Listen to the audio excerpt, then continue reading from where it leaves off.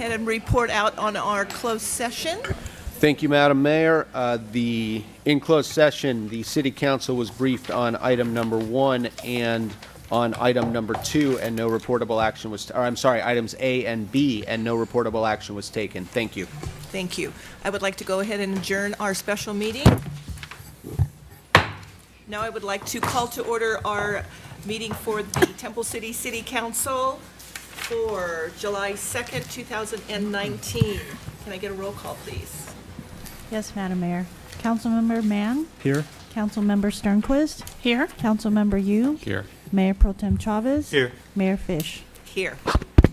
Okay, we're going to start off, first of all, with Mr. Jerry Jambazian, who is our owner of Wonder Cleaners, who will be doing our invocation. Wonder Cleaners and Draperies has been doing business in the city for 61 years, and it's located at 9136 Las Tunas Drive. I'm going to ask everyone to stand and remain standing for the Pledge of Allegiance, which will be done by Boy Scout Troop 174. Scouts presenting the flag will be Jordan Mendoza, Casey Kim, and Nicholas Calisto. Thank you. Please join with me in prayer. Dear Heavenly Father, we come to you tonight to ask your blessing for tonight's council meeting. Your word tells us to pray for those in authority over us. It is no accident that you have placed these 5 men and women on the dais before us tonight. We have learned that the best form of government is at the local level. I pray that you would give them wisdom in the decisions that they will be making tonight for our benefit and our good. I also pray for support staff such as our city manager, city attorney, city clerk, and all the staff that give input to their decision-making process. As we celebrate Independence Day on Thursday, let us not forget the freedoms we enjoy and the sacrifices made for us. We remember all that protect and serve us, including our sheriffs, fire department, and the men and women in our armed forces who ensure our freedom. We pray for safety and journey's mercies as our Brighter Side singers return from New Zealand and the Hawkesbury, Australia on Thursday. And Lord, we thank you as we honor the 3+ decades of service of Kathy Burrows as the Director of Parks and Recreation. Because of her dedication, it can truly be said of Temple City, parks make life better. Father, we ask this all in your name and for your glory. Amen. Amen.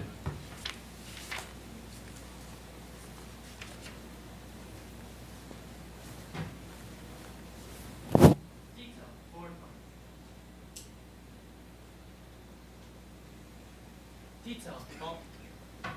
Post.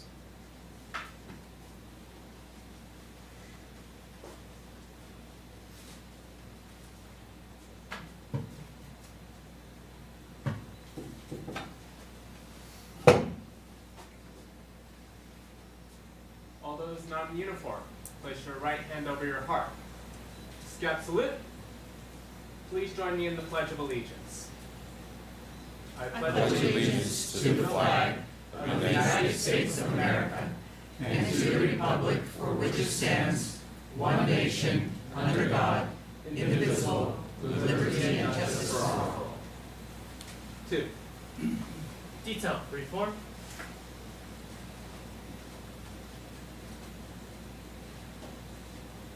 Detail. About face.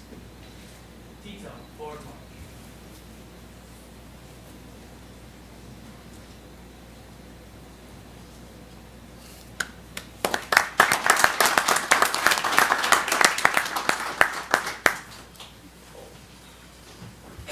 Thank you, gentlemen. Okay, we're going to start off with our ceremonial matters. We have our pet of the month. Kathy Rigney, a San Gabriel Valley Humane Society Shelter Board President, will present our pet of the Hello, month. everybody. This is Cute. Casey Jr. Casey came to us at the end of April with a litter. Casey's the only one left. Oh.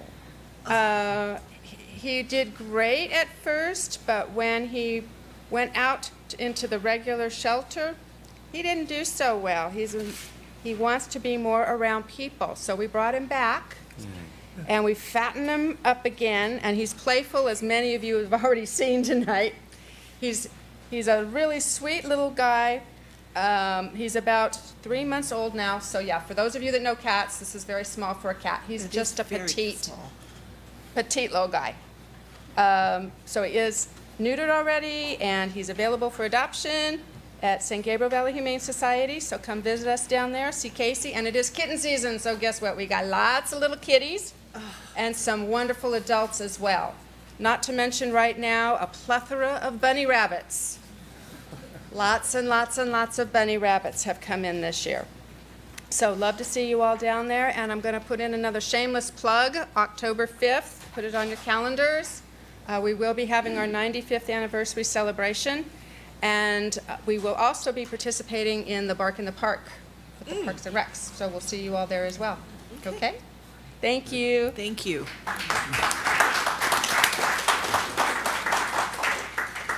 Okay, now for the South Coast Air Quality Management District Air Quality Update.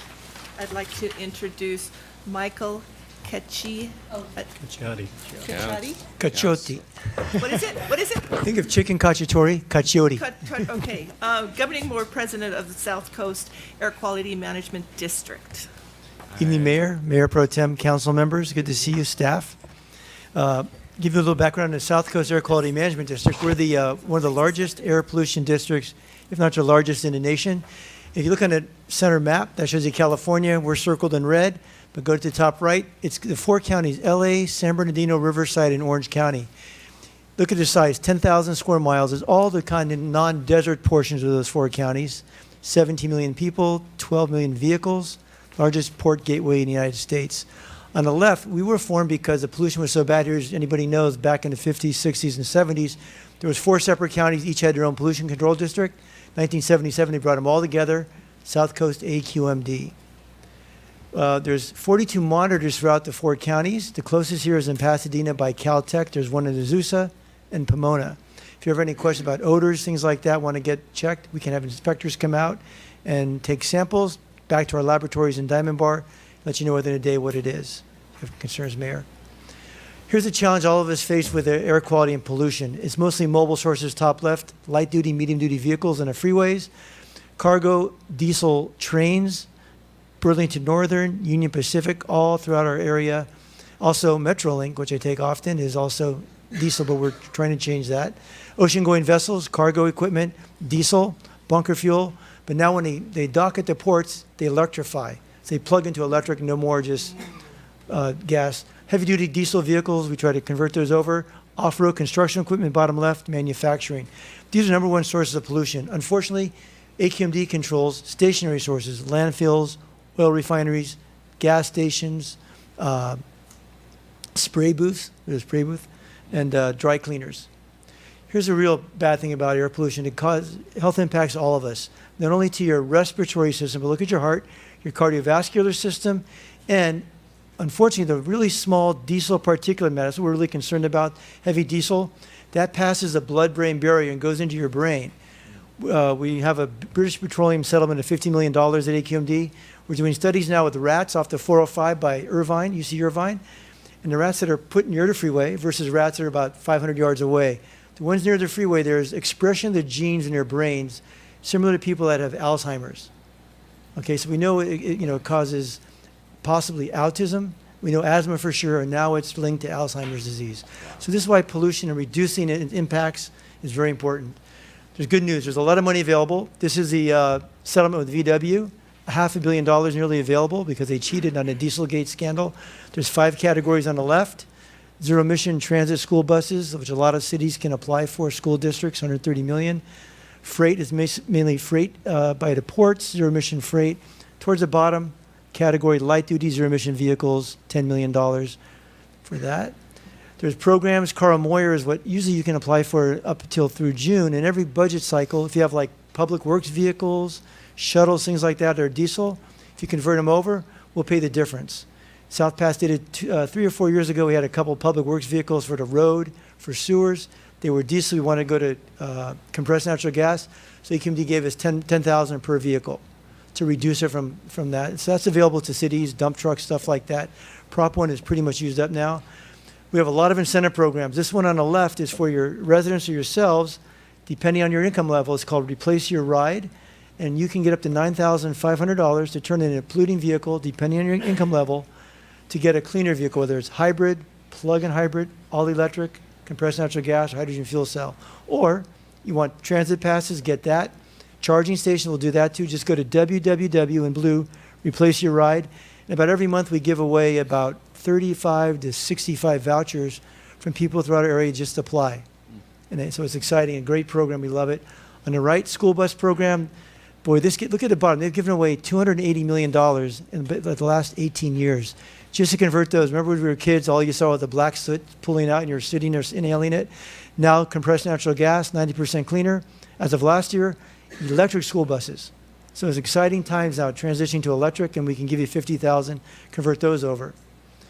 This is for any of your residents that are in the audience or at home. We'll give you $500 up to $1,000, depending on your income level, to install electric charging stations at your home.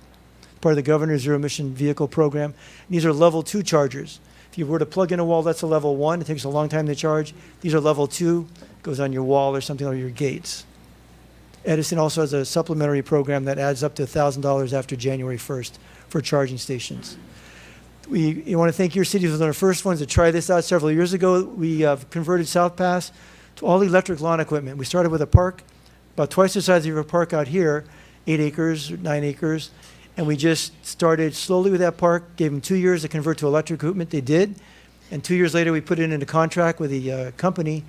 The entire city would have to be electric. So all our soccer fields, baseball fields, Little League, our library, city buildings, everything is now electric. No more gas equipment, and it's exciting.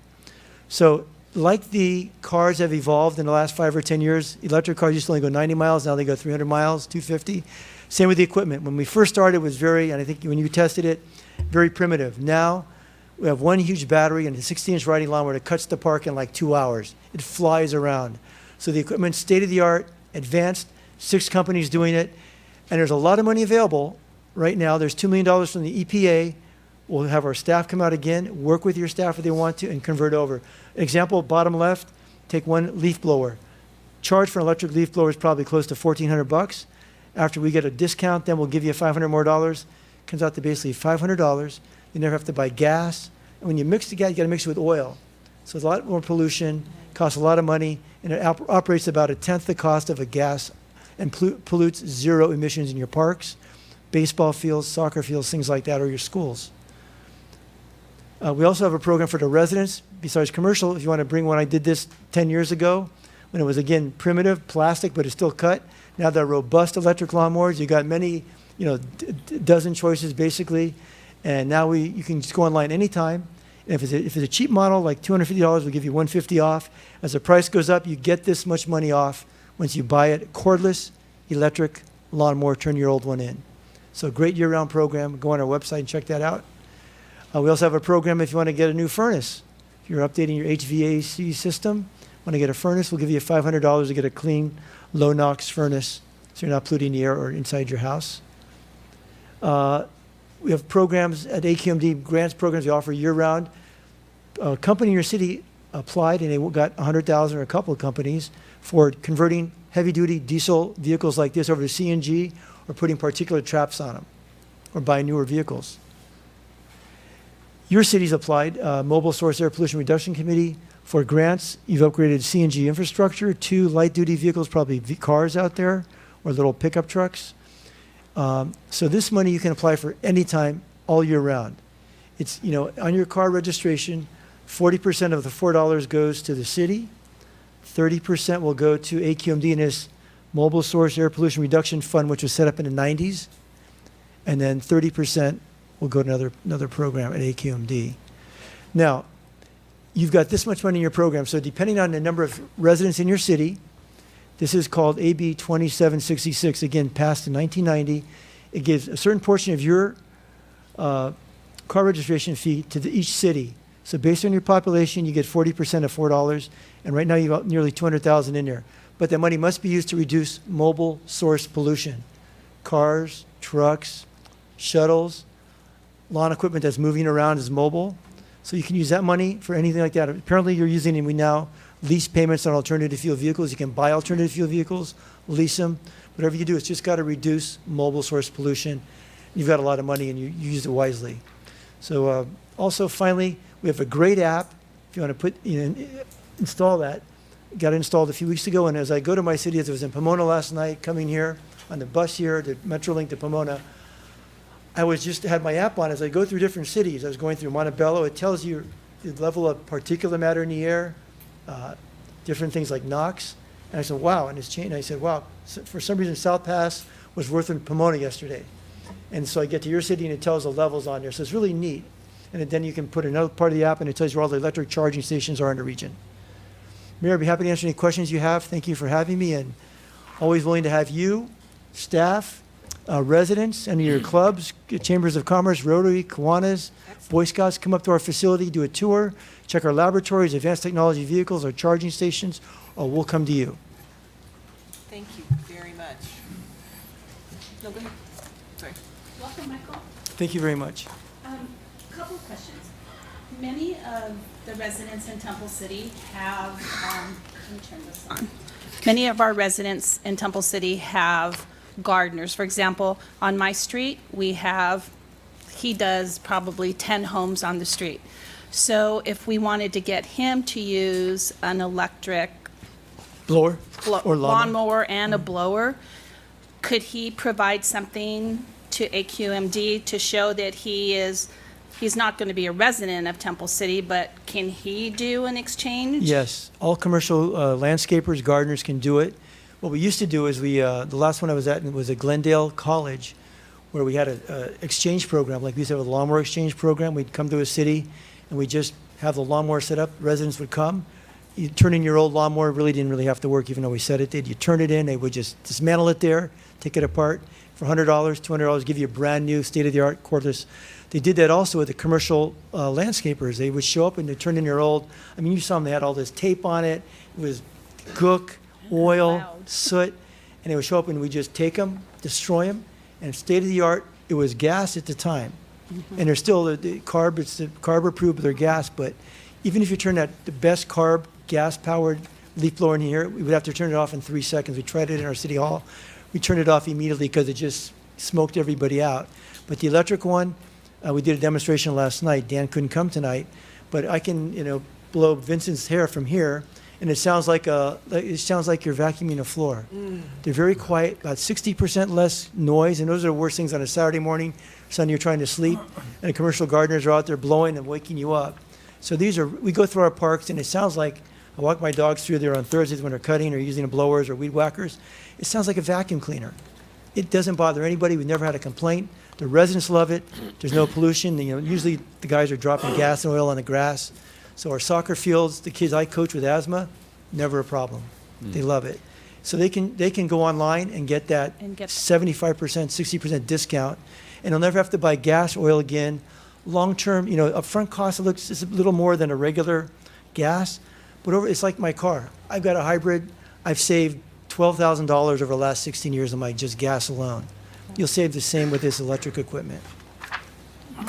And then, will they have any more of those at, a park or something where people can come in and trade them in, or do you You can go online and do it. see where those are? Or? Yeah, you just go online and let's see if we bring it back.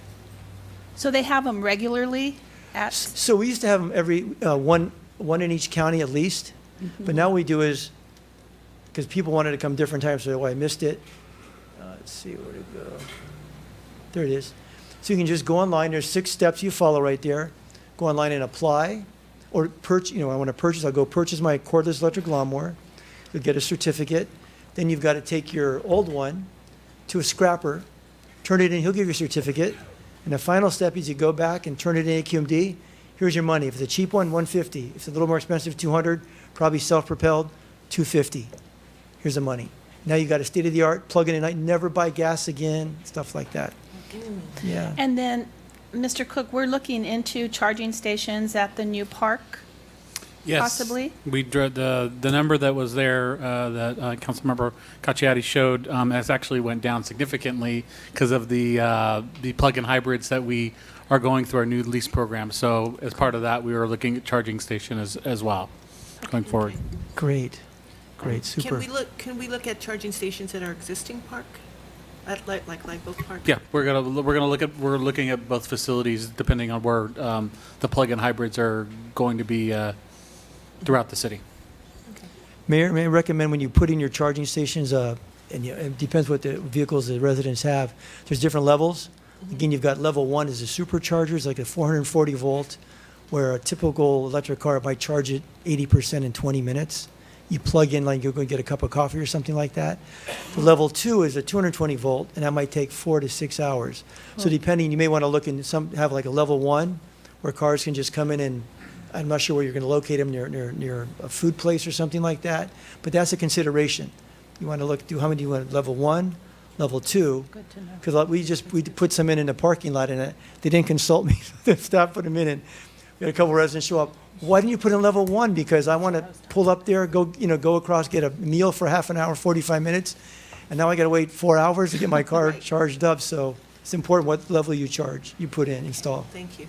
If we have any questions, can we call you? Anytime, yeah, and we have staff come here. Rainbow's here. Ben Wong used to be a mayor of West Covina's on our staff, helping out a lot. Ben would work for Edison for many years and understands the electrical things. And actually, Ben was right. We were just looking at Edison as a program. Ben, is it over $1,000 after January 1st? It's a $1,000 rebate if you put in an electric charger at your home.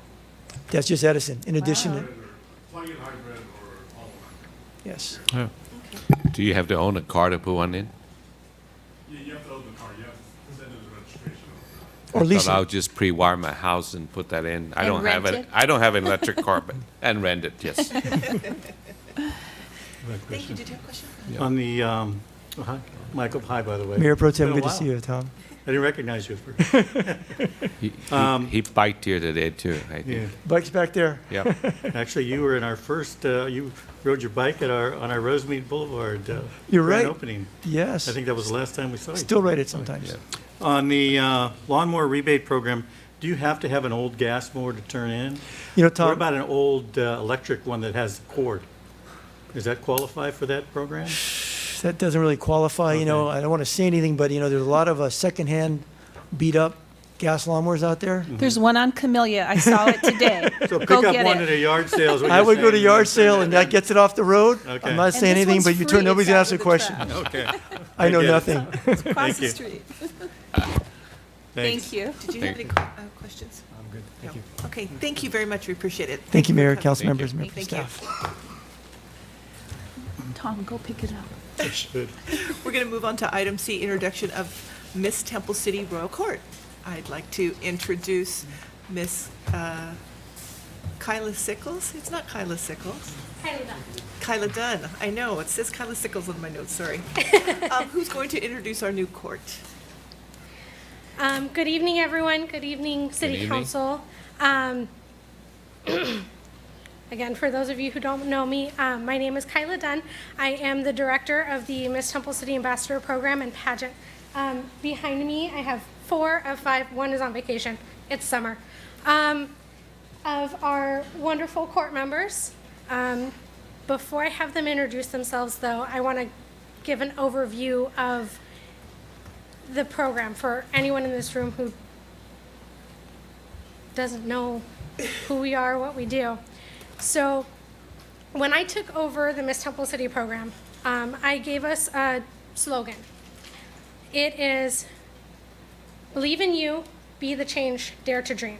It's the 3 goals that I have for every single one of the girls who goes through my program, whether they make it on the court or just come through as a contestant.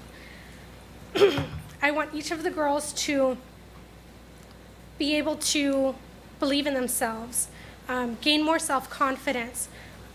I know in this day and age, young ladies, self-confidence is a huge, huge issue that we are dealing with.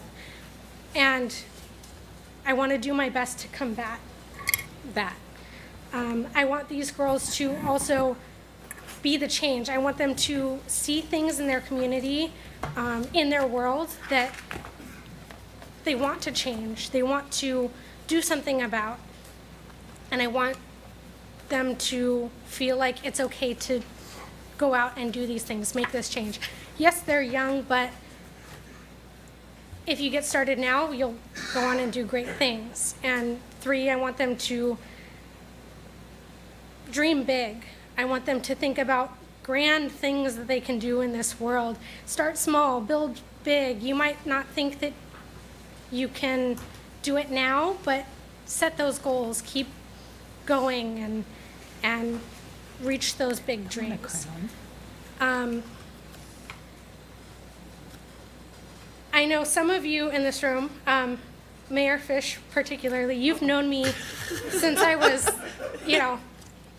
yay high.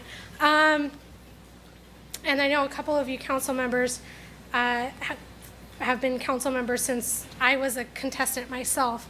This program made a huge change in my life. And I took over this program at 19 years old, and I wanted to give future girls that same opportunity that this has given to me. And so that's my spiel about Miss Temple City, why I'm here, why it exists, and what I plan on doing with it. And now I'm going to turn it over to the girls and have them introduce themselves. And council members, I noticed some of you already put your pins on. We gave you guys pins tonight of our little logo, so I hope you enjoy.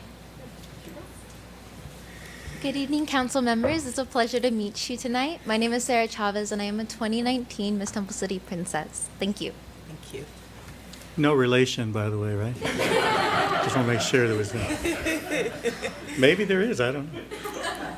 Good evening, City Council members. My name is Serena Chin, and I am a 2019 Miss Temple City Princess. Thank you. Thank you.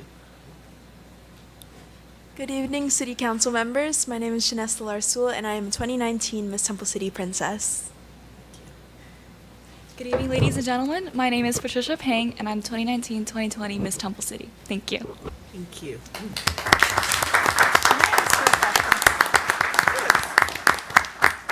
We have a question for you.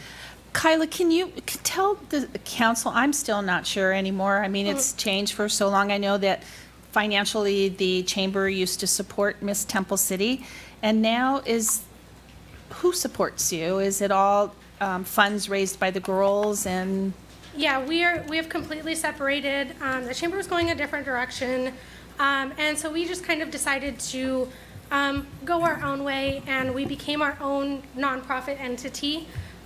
So we are our own 501c3, right? Okay. I know there's different ones. We were looking into which category we fit into. We are a 501c3. Yeah.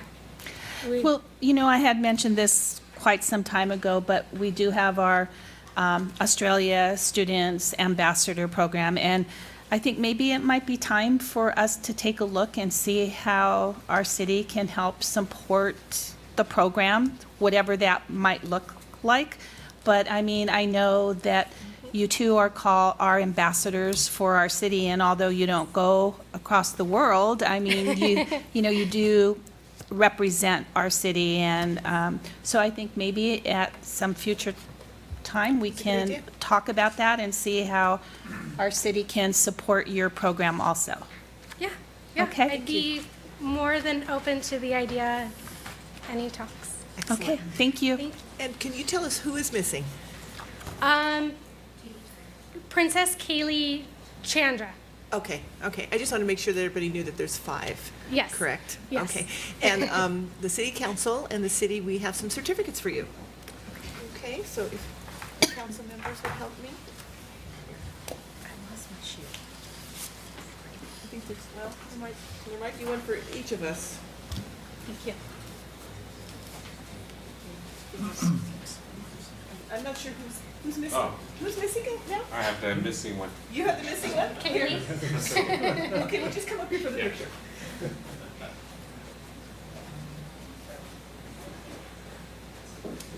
When I call your name, I'm going to give you your certificate and just come up here for me to take a group picture.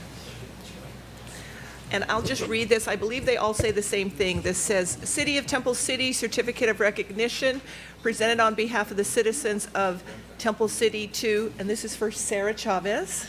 Congratulations on being selected as Princess for the 2019-2020. The City of Temple City is proud to have a young lady with your charismatic friendliness and professionalism as a representative of the city. Congratulations. Thank you. You can have this, and you can come up.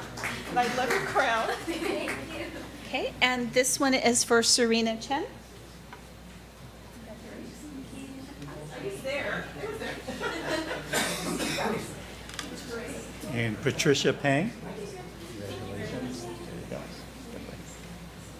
This one's for Janessa Larsul.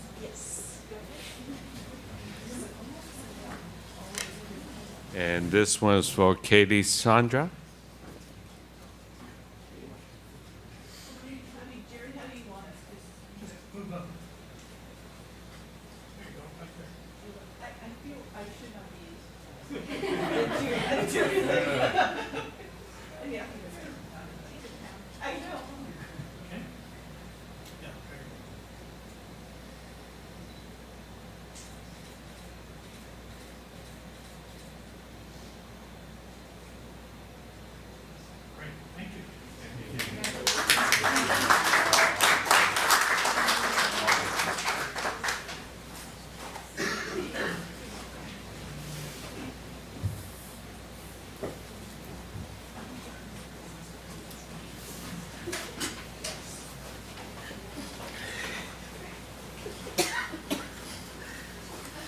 Okay, we're going to move on to item D, Parks and Recreation Month Proclamation. I'd like to introduce Steve Lawson, Parks Manager, who will provide a brief overview of the Parks and Recreation Month. Good evening, Mayor Fish, Mayor Pro Tem Chavez, council members. Very excited to be here this evening to celebrate Parks and Recreation Month. As you may know, July is designated at a national level as Parks and Recreation Month since 1985. But I'm proud to announce this is the first year that I'm aware of that the Temple City Parks and Recreation Department is celebrating this event. We're very excited as a team. As you can see, there's several men and women of our outstanding team in the audience this evening.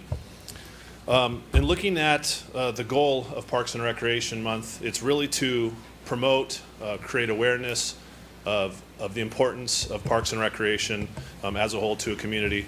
I know our city manager has mentioned in the past what makes a good community great. A lot of the times are the different programs, activities, services, and whatnot that a Parks and Recreation Department has to offer. Very proud of the events and the programs that we offer as a department. When I was here 3 years ago, I'm not going to lie, my first 3 weeks on the job, I was absolutely blown away for how small of a city we are, the amount of programs, services that we offer, not only just offer, but at a very, very high level. And that's just a testament to the men and women out here in the audience this evening. We all work very hard. It's kind of fitting that Parks and Recreation Month falls in July, and this is our last week with our leader of many, many, many years. So it's kind of bittersweet, but we're happy to celebrate that here this evening with her in attendance. I'm pretty confident in saying and speaking for our team that we're fortunate to work for a city whose residents support Parks and Recreation so much, as well as elected officials, appointed officials, and staff. It's very important, I think, what we do, and it's great to have that support to help our jobs just a little bit, make them a little bit easier. The theme for this year's Parks and Rec Month is Game On, and our team has worked very, very hard in a short period of time to get the three events you see on the screen there, and we're going to talk shortly about those planned, as well as many other events that we have during the month of July. So with that, I'm going to turn it over to Tony Villalobos, our recreation coordinator, to quickly give you an update on some programs that he's working on this month. Tony?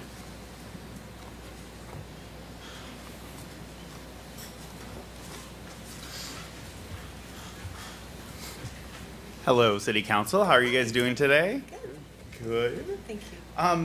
You know, one of the reasons that I got into Parks and Recreation, the main reason I got into it was because of community events. And it's why I wanted to be here in Temple City, because the council has always supported those events. The management here, we are going to be losing Kathy very shortly, but the management here has been super supportive of everything we've wanted to do. It's one of the reasons that I started here as a part-timer, loved it, continued in recreation, and then came back because of what Temple City and what Kathy taught me at a young age. So thank you for that. Some of the stuff that we got going on in July is, well, you guys know our summer concerts are underway. We are in the 3rd week now, and you can see on that calendar right there, it shows all of the concerts that we do have in July, including who is performing. So we will be having our hot dogs tomorrow. It'll be The Answer, also known as The Answer to Classic Rock. They love adding that part onto it. But this year we also have a new addition to summer concerts. Is on Thursdays we are going to have our summer movies in the park. So we're going to be kicking off on July 11th. And that'll be Spider-Man Into the Spider-Verse. So it's family friendly. That is what we want. That's what we want to come out there, is just pretty much anybody, kids, adults, teens, seniors, and everybody in between. We want them to come out. We'll have some activities for them. We'll have Miss Temple City. Did they leave? No, they're still right there. Miss Temple City will be out there as well. So it should be a nice group effort for this Movies in the Park. The first thing that I want to talk about now from our 3 events that we've put into play this July is our Family Fun Night. So that's going to happen on July 9th. It's from 6 to 8 p.m. and it's themed our Fly a Kite Night. So we are encouraging people to come out with their kites. If not, we will have kites for them there. There's going to be staff that'll be out there from 6 to 8. They're going to be running some games for the kids. There'll be some crafts for the kids, and we will also have hot dogs, chips, and refreshments for them. So it's the first time we're doing it. I hope there's wind, because it is flying the kites. If not, I've talked to staff about possibly bringing some large fans out, but it should be a good night. And if for some reason there's no wind, we'll still make it work, because that's what we do. That's right. Any questions? No. Maybe you can decorate a kite if there's no wind. So based on my experience at Live Oak Park, the best wind is from 5 to 7. 5 to 7. Yeah, so start right early. at 6, we need to be out there. Right at 6, you got to be out there. Okay, yeah. good to Because know. after 7, it starts dying down.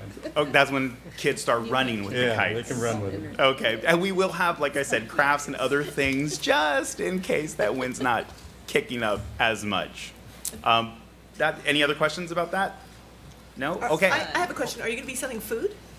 We will be having just the hot dogs and okay. chips. It'll be like a combo, or they can buy individual. It's their choice, really. Excellent. So yeah, we'll have that out there. Next, I'd like to bring up Roman Rodriguez. Thank you. Good evening, City Council, Madam Mayor, Pro Tem Chavez. Second event I'd like to talk about is the Neon Night Walk. It'll be on Friday, July 26th from 7:30 to 9 p.m. We're going to be utilizing the Live Oak Park walking path, about a half-mile new rubberized surface that put in about 2 years ago. The goal of the event is to bring families out, get them out into the park in a different setting. We thought it'd be very fun to get them out there, get some games, some music going, turn off the lights, get glow sticks, and set up these black light stations. So we hope to bring everyone out, have fun, and really just kind of show a different aspect of the park and just get people out there to exercise and just enjoy some family time in a different way together. Great. Are there any questions about the Neon Night Walk? No. Well, Great idea. pardon my ignorance. What are black lights? Black lights How are lights can be black? they're like the Halloween lights. They're black fluorescent lights. So anything underneath it will glow. Will glow. Yeah, will glow, and we're set up some stations so when you walk underneath. Do you have them, to wear white to glow, or you don't just have to any wear color? white, but we'll have a neon paint available, and if Wow, If wow. any color, almost, if you ever been in the Haunted Mansion at Disneyland, it glows similar to that. So just another aspect to add to the park after dark. Thank you. All Do we have any- At this time, I'd like to invite Veronica Luna and her team to talk about her event. Good evening, Mayor Pro Tem, members of council. Happy to be here tonight. Very proud to be a part of all of this. This is, I've always known about National Parks and Recreation Month, but I've never been a part of a city that celebrated it in this way. So it's really nice to let the community know all about what recreation has to offer, the benefits that it gives to the community, and how it really just is an opportunity to bring families together. So we're really excited about our events. I'd like to give just a few details about the third and final event for the month, which is Bark at the Park. Bark at the Park will take place on Tuesday, July 30th from 6 to 8 p.m. and it'll feature a variety of activities for dogs and their owners. We're really fortunate this time. Our senior recreation leaders have taken a lead on this event and have come up with a great line of activities. We have Rachel Parnas, Juan Pasillas, who wasn't able to be here tonight, and Desiree Pacheco. They've really, like we said, we've come up with a lot of things in a really short amount of time. So at this point, I'd like to introduce Rachel Parnas, who's going to give you more details on the highlights of the event. All right. Hello, good evening. So we've kind of worked, basically we just want to get as many people out as we can. So we've contacted a variety of vendors who will come out and share everything that their businesses have with the community. We're going to have some photo ops, something like a smooch or pooch, kind of like a kissing booth with your dog. We're going to have some caricature artists there to be able to draw up the owners and their dogs. An agility park made out of Parks and Recreation equipment. A water, like a splash pad, water play area for the dogs, and then also like a fashion show / canine showcase. So it should be a really good time. We're excited, and it's our first one, so we're hoping a lot of people come out with their dogs. Thank you. Any questions? Do you have to register the dogs ahead of time to be in the fashion show? You don't have to. You can just bring them that day. Yeah. I have actually a question on the neon walk. Can people bring pets to walk? The night with the neon night walk, can they walk with their pets? walk with their pets? Yeah, as long as they're leashed. Leash and then they can put a little glowy on them? Yeah, oh, that'll be cool. That'll be fun, yeah. Thanks. Great ideas. Thank you. And if I could just quickly conclude the presentation, all of these events you see out here wouldn't be possible without the hard work of our park maintenance team, who keep our both of our parks just looking beautiful.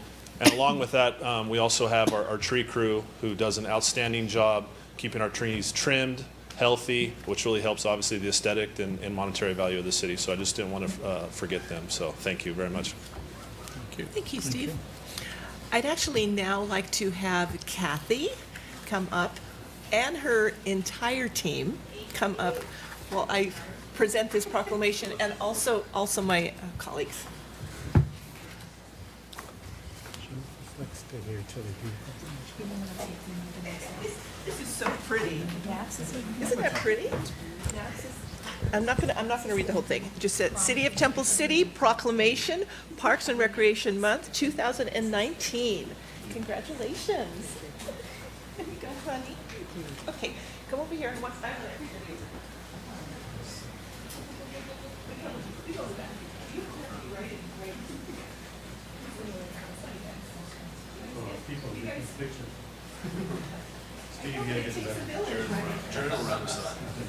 I'm always. No matter where you go, you can be seen.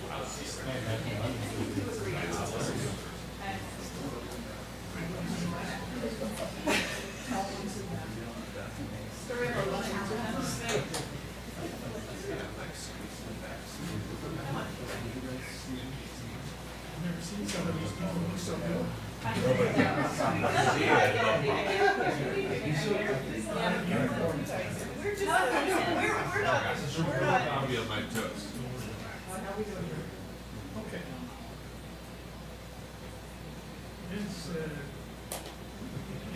Walk.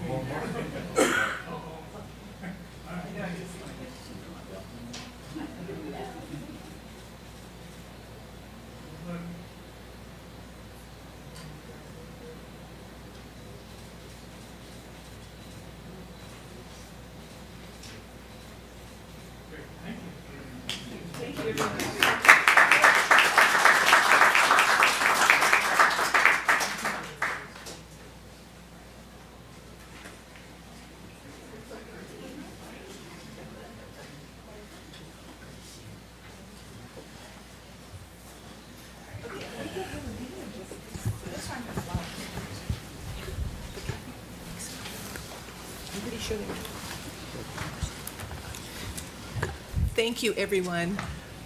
I know this council has a special place in their heart for Parks and Rec because, as you know, 3 of us were commissioners, so we love what Parks and Rec does. So thank you. Thank you very much. Okay, now we're going to move on to item E, Parks and Recreation Director Retirement Recognition. If I could have Kathy Burrows come up and be maybe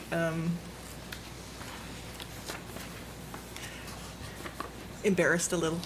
Just stand right there. I'd like to invite the City Council for any remarks. Did you want to start, Jens? Sure.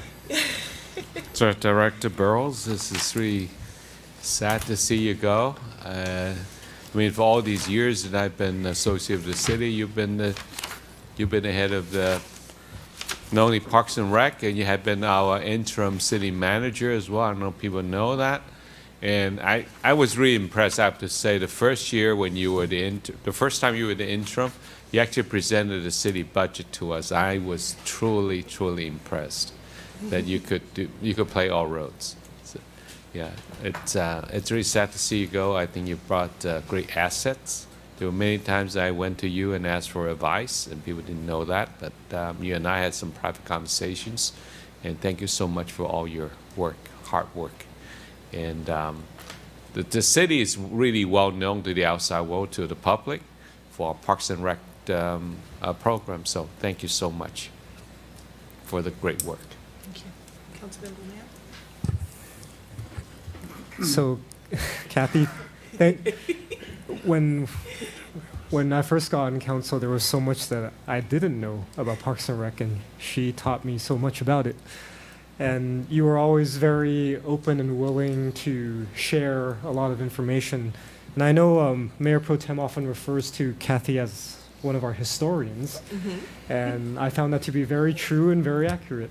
Thank you for also going along with the Facebook Live stuff that was going on last year. She was one of our interviewees on a subject sharing the Parks and Recreation Department. So that was very informative, and we got a lot of great feedback from your presentation. And so being not only is Parks and Rec the face of our city, but you being the face of Parks and Recreation for such a long time, I think your leadership has been enduring and successful, and I wish you the best in your well-deserved retirement. Thank you. Councilmember Sternquist? Kathy and I served on, I served as a Parks and Rec Commissioner for 19 years and was able to work with Kathy. And actually, our sons grew up together, and now they're old and independent. Isn't that nice? But I just want to thank you. You made serving on that commission so much fun, and I think it was the foundation which makes me a better council member today. So I want to thank you for your friendship and most definitely your dedication in making our city so much fun. So thank you. Mayor Pro Tem Chavez? Thank you. For those of you who don't know, we had a big party this afternoon for Kathy, and very well attended, and we all had the opportunity, of course, to express our thoughts. And not to belabor the point, but I think the takeaway for me from this afternoon was the true love that everybody has for you. And I know that might sound kind of corny, but I think everyone there really was touched or has been touched in one way or another by your work here for the city, by all the things that you've done. Personally, I think I might have mentioned it before, I'm going to miss our Tuesday morning talks when I drop those donuts off at the Parks and Rec, but we'll have to arrange another time to do that. I always like to quote baseball and use those a lot of times, and there's a famous quote by Jackie Robinson, and I think I have it right, but he said that a person's life is only important as the impact it has on other lives. And Kathy, I want you to know that you're in that category. You've had not only an impact on the city, but on the lives of so many people, and we will be forever grateful. And a testament to your leadership and to your mentoring is the fact that you have 3 commissioners up here on the dais, and I think that says a lot to the impact that you've had on us and the things that you've instilled in us. So thank you so much, and I know this is not goodbye because we'll see you around, but enjoy this new chapter in your life. I know you will, so congratulations. Thank you. And Kathy, I just wanted to say again, congratulations. I know you're looking forward to not having to come to work next week. I think that'll be great to be able to, I don't think you're going to be sleeping in, though. I think you're still going to be waking up at, 5:30. And, my first experience with city government was with your leadership as a commissioner. And again, I just wanted to say that you taught me a lot. You were always very gracious, especially when our commission came up with some what we thought were really great ideas, and then you would bring us back to earth by saying, well, that's either too expensive or not legal. But we always had great ideas. We were full of things we wanted to do. So I appreciate that. Again, I also appreciate your friendship. And the other thing that we haven't mentioned is that you're also a resident. So this is also your community. So we know that you're not going anywhere. We know we're going to see you at events. We know we're going to get your support. I know for a fact that the department is going to be calling you for little, for little odds and ends that, and advice. So you're not going to be going away anytime soon. So again, please have a wonderful retirement and come and see us. And take care and travel and go to games. And I know you're planning on going to Disneyland, so you're going to have a great time. So again, I just wanted to say congratulations. And I have a couple of things that I wanted to present to you. So if my fellow council members. More stuff. I know, a lot of exercise tonight. Thanks for you. That's why I had your staff come up last time. City of Temple City Certificate of Recognition presented on behalf of the citizens of Temple City to Kathy Burrows in recognition of 38 years of dedicated service to the community and residents of the City of Temple City. We extend congratulations and best wishes on the occasion of your retirement.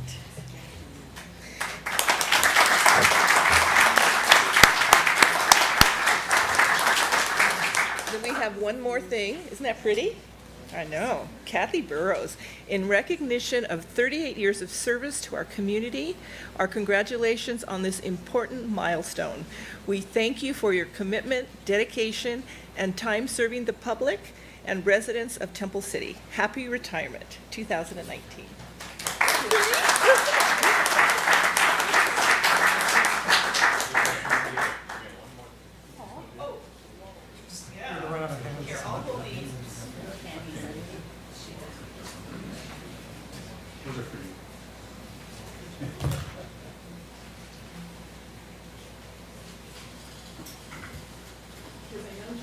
Jerry's going to want you to hold everything. I don't know. No? I don't know how you want this.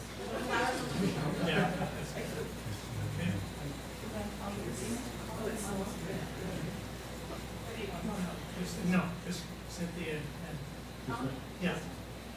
There you go. Good. All right.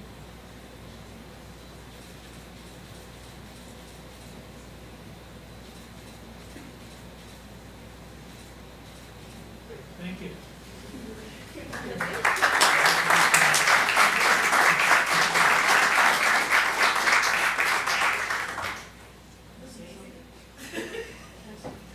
Oh, of course you can.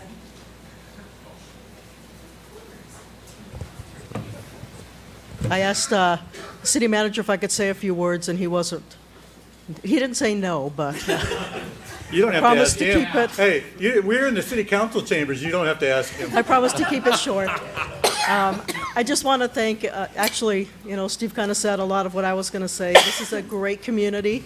The community has always supported Parks and Recreation programs at our facilities over the years, and so thank you, first of all, to the community for your support.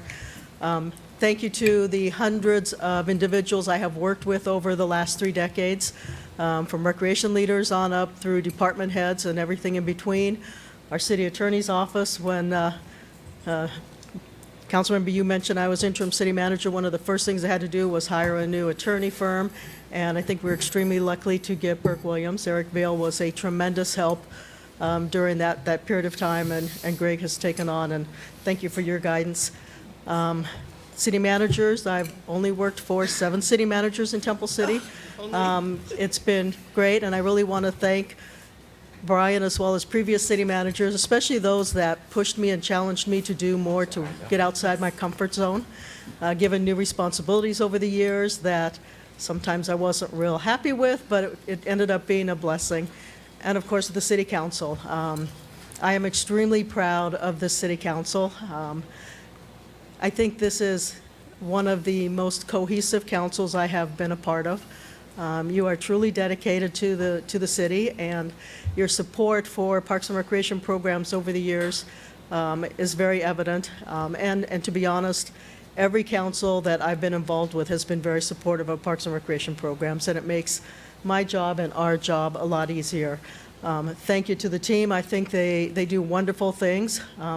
You don't do anything by yourself in Parks and Rec field. It's a team effort, and I certainly thank everyone for this honor. I am looking forward to retirement, but it's a little bittersweet. But the positive thing is I will still be around. I'll be here. I may be sitting out there for the next council meeting, but maybe not. But anyway, again, thank you. I appreciate it. Thank you.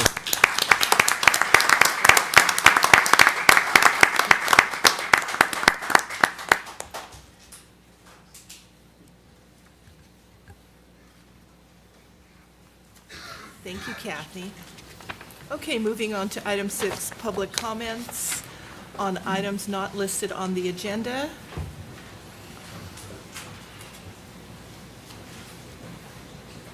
Jerry Jambazian.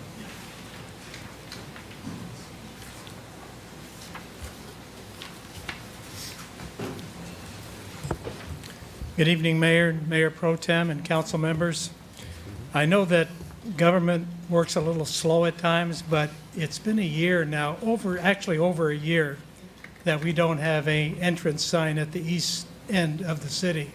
And I'm wondering if we can get an update as to the progress of what's going to happen, where it's going to be, and who's paying for it, and the cooperation with Arcadia and that type of thing. So just really haven't heard anything, and it's been over a year now since a Mustang came down Baldwin Avenue and just tore it all up. So if we can get some sort of report in the near future. Okay, thank you. Brian, can you do that during your city manager update? Or do If you wanna it's do it? okay, Mayor Fish, could we do that at the next council meeting? I can do a quick written report as well. Okay, we'll do it at the next council meeting. Jerry? Thank you. Any other public comments? Going to close public comments and move on to consent calendar. All consent calendar items may be approved in a single motion as recommended. Motion unless to removed. approve. Second? Can I get a roll call, please? Councilmember Mann? Yes. Councilmember Sternquist? Yes. Councilmember Yu? Yes. Mayor Pro Tem Chavez? Yes. Mayor Fish? Yes. Moving on to item 8, public hearing, none. Item 9, unfinished business. A, application of ordinance number 191034 pertaining to flag lots subdivision in the R1 zone. Madam Mayor and City Council members, I'd like to take the opportunity to introduce this before Mr. Forbes gives his report. He did write a fantastic staff report about this, but I wanted to give you a little bit more background verbally. We are here tonight because of my interpretation of what I thought was the will of the council with respect to ordinance 19-1034. Just as a bit of background for the public, this was an issue where the council changed the code to disallow two-story residences on the front lot of a flag lot subdivision. This was a matter that was raised by the council, went to a workshop in February, went through a planning commission hearing, and then when it came back to council was approved on a 5-0 vote. Mr. Forbes' staff report details the standard process that staff will follow when there are changes to development standards in the zoning code. In this case, I interpreted a strong statement from the council of this as a priority for you, and I gave some direction to staff to give more immediate enforcement of this ordinance as respects pending projects. I don't have a preference one way or the other. Mr. Forbes is going to outline a number of ways that this can be implemented. There is no legal preference for me, one to the other. This is purely a matter of wanting to effectuate the will of the council. Questions were raised by applicants to staff. Questions were raised by applicants, I believe, to some of you. One of you did approach me, and we decided that because there is time, this ordinance does not go into effect until July 18th, that rather than having me try to interpret your will, we would come back tonight so that the 5 of you could give us direction as to how you would like to see this carried forward. So I will now turn it over to Mr. Forbes to explain some of the options and some more of the background. And please know that our goal here tonight is simply to effectuate what the 5 of you would like to see. Thank you very much. Thank you, Madam Mayor and City Council. As Mr. Murphy said, there are a number of options before you this evening, and this happens anytime the City Council adopts changes to the zoning code. There's always a question of what is it going to apply to, and as far as projects that are already in the process. Sometimes it's a non-issue because there aren't any projects in the process. In this case, however, we do have, there are a total of 8 projects that are in question.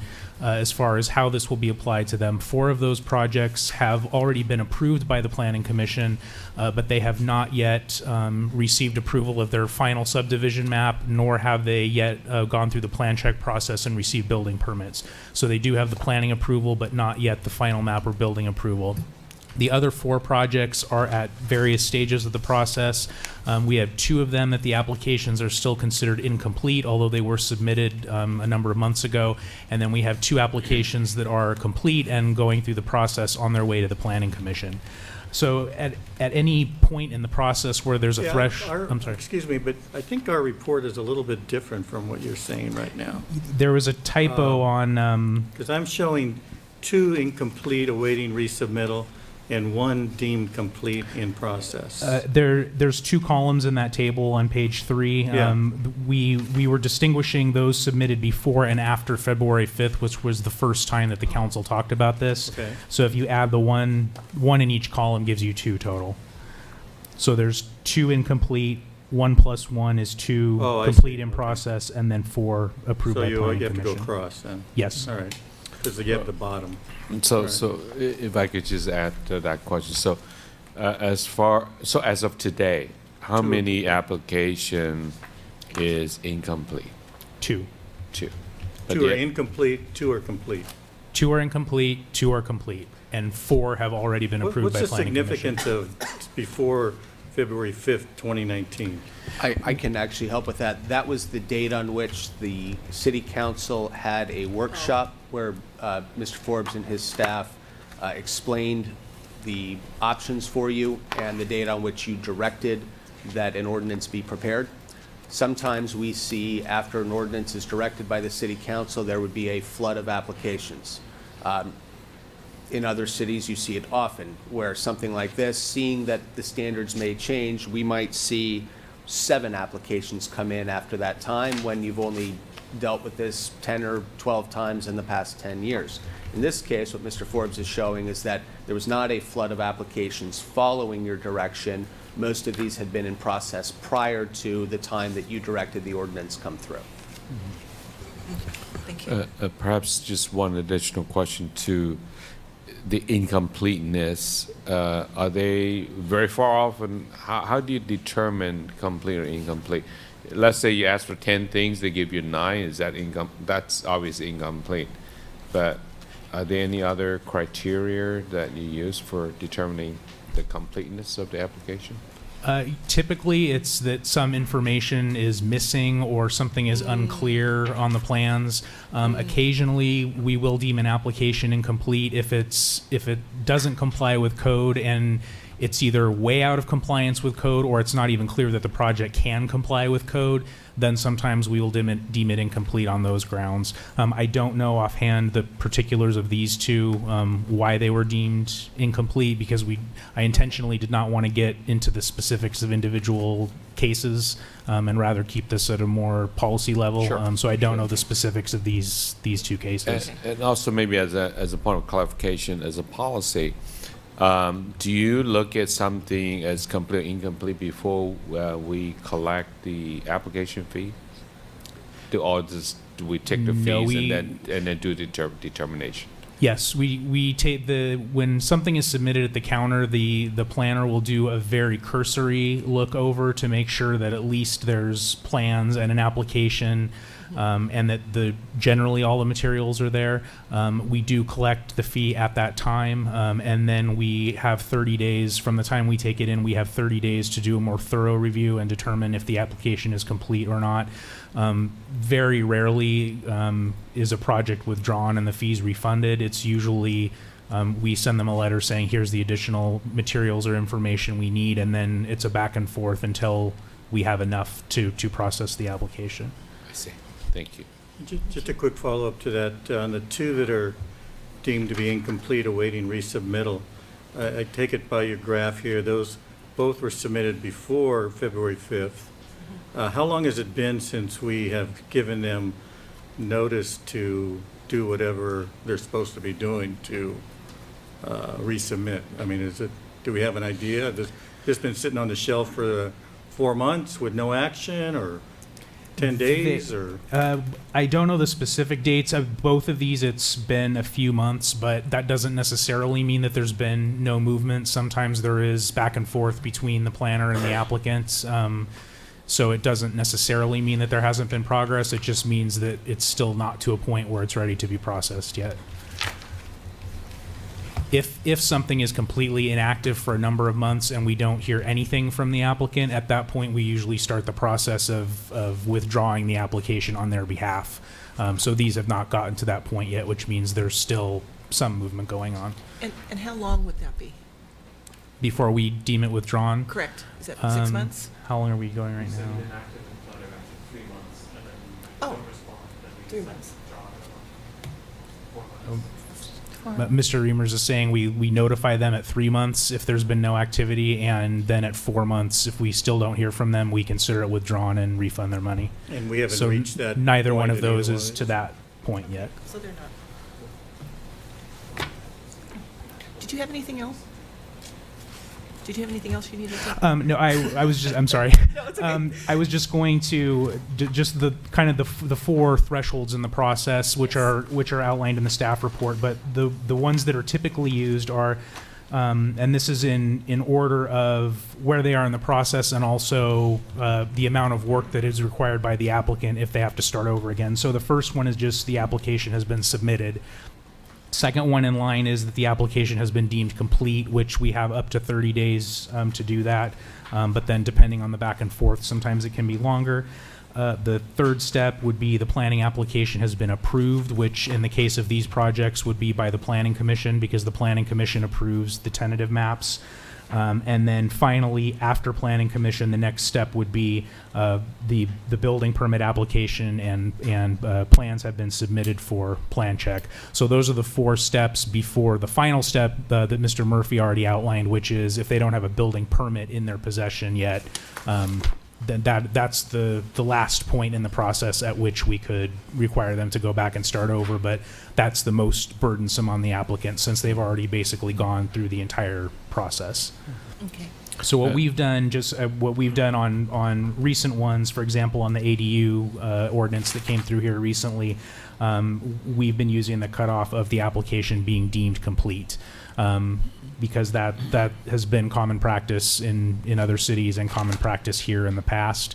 Our intention coming forward with the new zoning code update, just to make it very simple and clear, is to use the first option, which is just as long as you've submitted an application, then you're in under the old code, because then that avoids some of what we dealt with on the ADU ordinance was a little bit of the back and forth of, well, I thought it was complete and staff told me it wasn't, and staff didn't move fast enough and those kinds of things. If we just do application submittal date, then that avoids that back and forth. I have a question.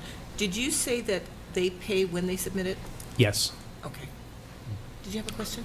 Yeah. Yeah. Yeah. For this type of planning application, while we don't want to dwell on specific ones, generally what is required for them to, what is the requirement for submittal? The two planning applications that they need, one is a parcel map, a tentative parcel map to subdivide the land. The other is the site plan review to actually approve the construction of the houses. So we need those two applications and the fees that go with those. We need the tentative map itself showing how the land is going to be subdivided. And then if they're doing the site plan review at the same time, which they typically do, we would need the plans for the houses on both lots. And then we also require them to submit the mailing labels to us for the public notice. And all of that together is the application package. Would they have, when they submit a site plan, do they have to show you what the building looks like with a rough floor plan, what they're proposing, size and height and yes, and elevations and so forth? Yes, if they're doing the site plan review application at the same time, they have to submit complete architectural plans. Okay, so what the reason I'm asking is I'm trying to gauge how much the applicant would have invested relying on the previous ordinance when they get to the planning desk, even get to the planning counter, how much work they have to do ahead of time in order to even submit. By the time they get, just to come to the planning counter and submit, by that time they will have engaged a civil engineer to do the subdivision map for them, and then a designer or an architect to design the houses. Sometimes perhaps a landscape architect to start looking at the landscaping, because we do look at that in the site plan review. Would they typically submit a grading plan at that time? Do we require grading plans? No, not grading plans yet. Okay. We don't require it for the parcel map. Okay. I see. Sometimes they may have already started doing a conceptual grading plan. Okay. Okay, Thank I'm you. sorry. Did we have any other questions from council? I have a question. Oh, I'm sorry. Okay. I know the recommendation is for us to provide policy direction, correct? Yes. On this issue. Yes. Yes. And then it seems to be whether or not the council decides to do it or not to do it still falls in the city's strategic goals, because I'm just a little confused about that section. Ordinance number 19-1034 addresses the city's strategic goals of public health and safety and quality of life. The requested direction will address the same strategic goals. So we should then take those issues into consideration while we're making a decision? Yes, I think that's just more of a generic statement that the zoning code and zoning regulations in general are intended to address the public health and safety as well as quality of life. So whichever direction you go this evening, you're going to be making that decision based on looking out for those interests. Yes. Thank you. Okay, thank you. Actually, Mayor Fish, Yes. I do have one question. In the past couple years, or maybe in recent history, besides the ADU ordinance, has there been anything else that we've changed that would follow, that we had applied using like milestone 3 or 4, which is planning application? Yeah, in other words, has any of the stuff that's been sort of in the pipeline been, I guess, treated the same way that we had prior to this discussion, where we're telling them, you've applied and submitted, but because of this change, you must therefore make changes to your plans or to your submittal? No, I'm not aware, and I was just looking at Scott. We're not aware here of the third or fourth options being applied, which is that you have to have planning, unless you have planning commission approval or plan check. I will say from experience, I have other cities that I've worked in, those have been used as thresholds on more what the council viewed as serious policy changes, but because those are so late in the process, in those cases, we made applicants aware months in advance that, this is the plan going forward, that if you do not have plan check submittal by this date, you are going to be subject to the new rules. So I have in other cities used the more severe cutoff, but with advance notice given to applicants. And is it safe to say that for all the applications submitted prior to February 5th, the public had essentially, basically staff had no way of notifying those specific applicants that this Right. change would be coming, right? Prior to February 5th, staff wasn't aware that this was Yeah. an issue, Okay. so this isn't something that we would have brought up with applicants. After February 5th, when we knew that it was a concern of the council, and applicants started finding out about it, at that point, we started getting questions, and what we informed them was, the cutoff that we have used for other ordinances in the past is application deemed complete, but it is the council's discretion to have this apply, however they feel it's necessary. Okay, thank you. May I have a follow-up, Madam Mayor? So for the one application that was submitted after February 5th, did staff, when they come in, did staff tell them that, well, you need to be aware, the city council is looking at modifying the ordinance? Were they informed that that was the case? I believe we did. Yes, we did. Scott's nodding. So the first day they walk in, we said, this is based on the old one, but we're looking at changing it. Okay. Thank you. I have a question. Do we do that in writing or just, no? No, if there, at that point, the council staff report was available, so we could have made that available to them or made them aware of that, but we wouldn't typically give them a letter in writing saying that something might be changing. It would just be verbal. Okay, thank you. I have one follow-up question. So, see if I understand this correctly. So on the two that are deemed to be incomplete awaiting resubmittal, the applications have been submitted, and I believe that you talked earlier that there is some work that leads up to that process, correct? That when they come to the counter with an application, they've put some work into this, correct? Or Yes, no? by the time that they're On a scale of 0 to 100, how much work of the project have they done at that point? 25%, 50%? Can you give us any kind of estimate on where we stand with a person who is at the counter with an application? That's what I think. It's if I can step on that, I think different developers can come in a little bit differently, but I think well, they all need the same stuff on the application, don't they? True, but I think for the council to consider today, there is substantial costs that are being incurred once that application is submitted. It really depends on. And that's the reason I'm asking the question, because I think what we're being asked here to do is to make an equitable decision based on these applications that have been at some point in time. And I'm just trying to get an idea of, because I'm not an expert in this, I'm not really sure what work has been done. I'm just trying to get something straight in my mind. Where do these people who have submitted their application, it's incomplete, we're awaiting resubmittal, how much work have they actually put into this that may require some equity? I think I'm going to let Mr. Forbes give you probably his best That's estimate. all I'm asking, yeah. But It's not an exact science. sure, but realistically, somebody can turn in an application that, if it's a designer and not an architect, that designer may have done a design for the home that's very poor.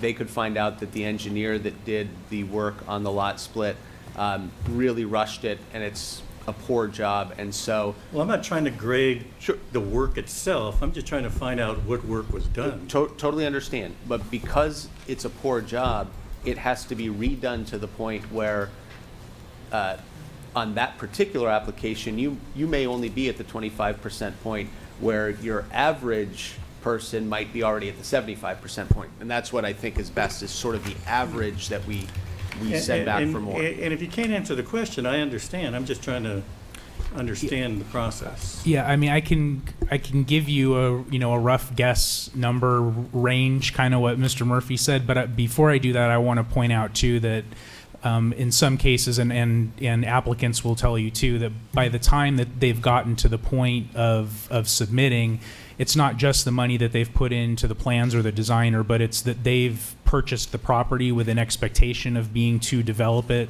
subject to the rules that were in place. And there's no, they're not guaranteed to have those rules, and the rules can change any time, but it's not just how many checks have they written, it's also what was their expectation on their financial return going into this Well, in and the my question beginning. didn't have to do with monetary value either. I just want to know how much work have they actually put into this project when they get to the application process? Yeah, I mean, I think the numbers that Mr. Murphy threw out are probably, it's probably a range of between 50 and 75%, depending on, how much advance work they've done, how much they're trying to move ahead. Sometimes they'll move ahead in the process to try and shorten the time between planning commission and starting plan checks. So it really varies, I think, project by project, and varies depending on, what the owner's expectations are for schedule and what the money situation is. I think there's a lot of variables. So the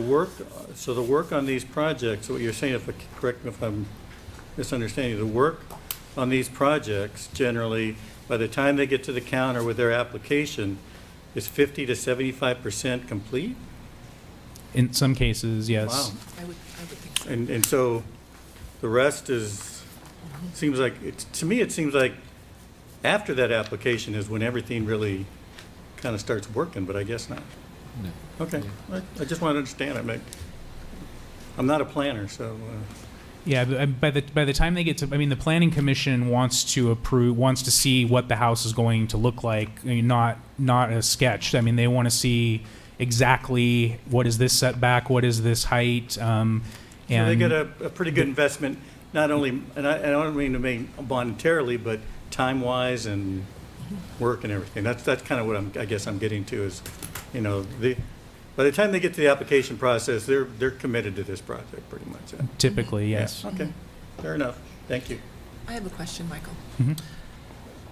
You said that when they submit it, that there's kind of like a maybe checklist of all the things that they have to have. Yes. Correct? Okay. Do you ever reject it at the counter when things are missing from the checklist? Like, let's just say they are missing, I don't know, drawings or something. You would just reject it and it wouldn't even get submitted, correct? If there's not enough information that we can even begin reviewing the application, we will reject it. Or, sometimes, like for example, the mailing labels are a big part of the package because you can't go to a hearing without those. But we don't need the mailing labels up front to start reviewing it. So we would tell them, hey, you're missing your mailing labels, so you're going to get deemed incomplete, but we'll go ahead and take it in so that we can start looking at the rest of your application. But if it's, chicken scratches on a napkin that, hey, I want to build something that kind of looks like this, we would say, I'm sorry, there's not even enough here for us to review and reject that at the counter. So no one is going to submit something unless they're serious, is the bottom line, correct? They're not going to just come in and say, hey, I want to build a house on the corner of this and. Unless you're the terraces. Sorry. They're going to have a plan, is what I'm saying. My It's not- experience in this city with the applicants that we have here is, yes, by the time they're at our counter, they're serious and they know what they want to do. Is to go in. Yes, and so sometimes they'll come in and talk to us beforehand about conceptually what they want to do, but by the time they're writing us a check and giving us plans, they're serious about moving forward. That was my question. Okay, thank you. Any other questions? Okay, thank you. I'm going to go ahead and open public comments. I have a Cameron Lau.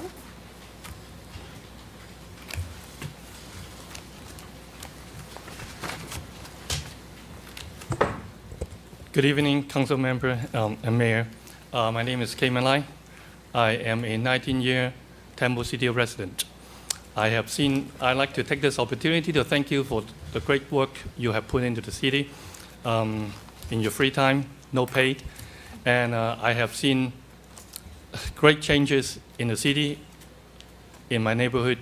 I appreciate that.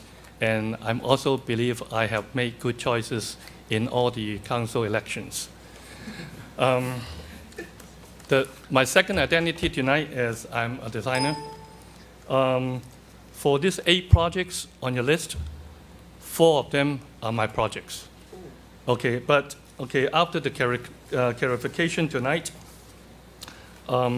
like the Olive project, 9711, just approved, got the final map approved. The other one, Hermosa project, a month ago, got Planning Commission approved. And I have 2 outstanding projects here, which also confuse me, which are, sorry, give me a little time. I'm a little nervous here because because the owners has committed and put in so much money for this property, and they have their dream to build their homes here. For the 2 projects, my outstanding 2 projects, they're all homeowners. They're not planning to invest and build and take their money and run away. They want to raise their family here. Especially you can see there's one family over there on the right-hand side. They have 4 generations here, and they have 1 newborn coming, expecting in a month or 2. I have 2 projects here. I think it's questionable, that may be fall into the incomplete, but I'm not sure. I haven't been told that this has been incomplete. The first one is 10051 Olive Street. I'm sorry, do I have a time limit? Yeah, you have about a minute left. Oh, I have a lot to say. Just. This project, this project was sold twice, my first client, they bought this project, in 2017, late 2017, and they had the project almost ready to submit, but then they found out in last summer, the planning department has a problem with the open space definition, which has been in place for as long as I can remember, 20, 30 years. I've been working with the city over 20-some years. Yeah. You have about So 10 that we have to hold a project. Sorry, go ahead. We have to hold a project. Then the previous investor didn't want to wait, so they sell it to someone else, which is the current owner, Ryan. Then we have to wait. We have to wait until the open space requirement changed, that they allowed back to allowed we can use a rear yard as an open space. We've been using that for the past 20 years. So they're now they're up to this stage, and I am working with the city all the time. They sometimes they joke with me, why don't we have a table for you? You come here every morning. Yeah. So I've been following this change very closely. And you're gonna have to wrap it up. You're over already. Okay, I'm sorry. And we have a lot of people to speak. That's yes. why. And hopefully they can donate some time to me. Okay, there's one. Okay, thank you. His name's donating this time. What is your name? Oh, go ahead. Okay, so hurry up. I lost. Okay, so we've been talking to the city. Would that new code affect us? Because they bought the property late last year from the previous owner. So they by good faith, trust, that they can continue the project. And I have feedback from staff, I don't want to say who, in general, that as long as we submit the project before the effective date, we should be safe.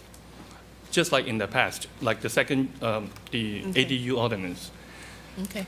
So we pay $6,000 application fee, and they have paid a lot of money on preparing tentative map, doing survey, soil report. We do the design back and forth, changing little details here and there, go to the counter, talk to the planners. So we've been continuing doing this, back and forth process until, they say, yeah, you good, submit. And we submit everything, according to the checklist. Correct. And they check everything, which is good. And I asked, are we safe? He said, yeah. All right. Then we write the check, and turning. Okay. Thank you, thank you. I have to let the other people speak. Okay. And the other project is similar. Okay. Okay. We understand. Yeah. Oh, I'm sorry, one more. For the other one, the Arden project, we already had the tentative map approved, okay, 2017, but this project showed 3 times. There's Okay. also one problem, also the open space problem, that the previous owner doesn't want to wait. Okay. Yeah. Okay, all right, thank you very much. Thank you, thank you. Chris Hung?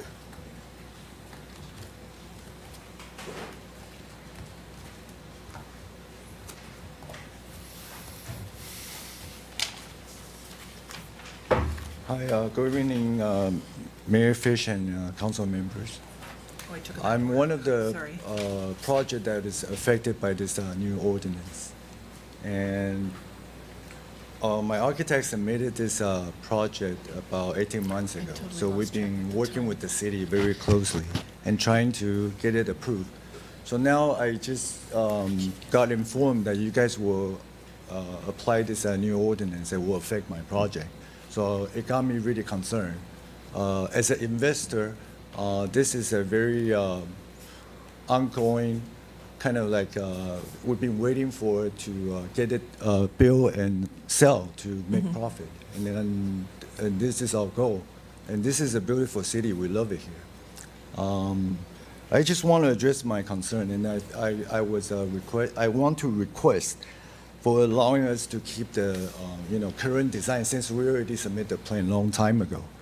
And it's very, according to my architect, it's already close to being approved.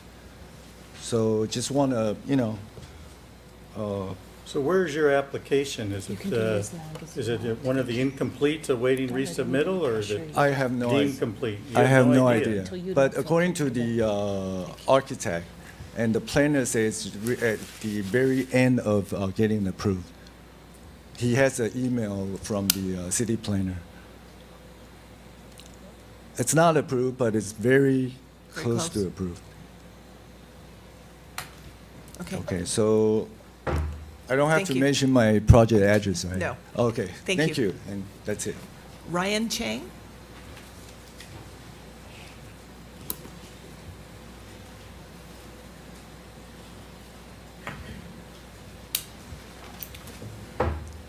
Good evening, everyone. My name is Ryan Chung. I'm the property owner of 10051 Olive. I would like to start off by thanking the council members for your service to Temple City, and also thank you for hearing our concern tonight. My family and I have been a part of this community for 20 years. I personally love this city. I've grown up here. It's been my dream to grow old here and also raise my family here, and I've had the chance recently to turn that dream into a reality by purchasing this property. Prior to purchasing the property, I had to do a lot of planning, a lot of research to make sure that the city codes would be able to accommodate my large family. When it was confirmed and when we finally made the purchase, we immediately went into design phase. It took us 7 months to get to the point now. So we were able to finally submit the project. Since this ordinance passed, and if it does apply to me, it would completely be devastating to myself financially and emotionally. As you can imagine, all the time and effort and money that we spent on this is quite significant. The ordinance itself will greatly reduce the outside square footage of my lot and possibly reduce the value of the property if it does not go my way. We would have to also spend a lot of time to redesign and to see if it's suitable for us if this ordinance does go through. The purpose of this project is actually to build a family community. My grandma, who's here today, she's 85. My parents, my aunts, their health is not too well, so it's very important that we stay together and take care of each other. And also my wife, she's due in a month, so we have 4 generations, as came and said, living together.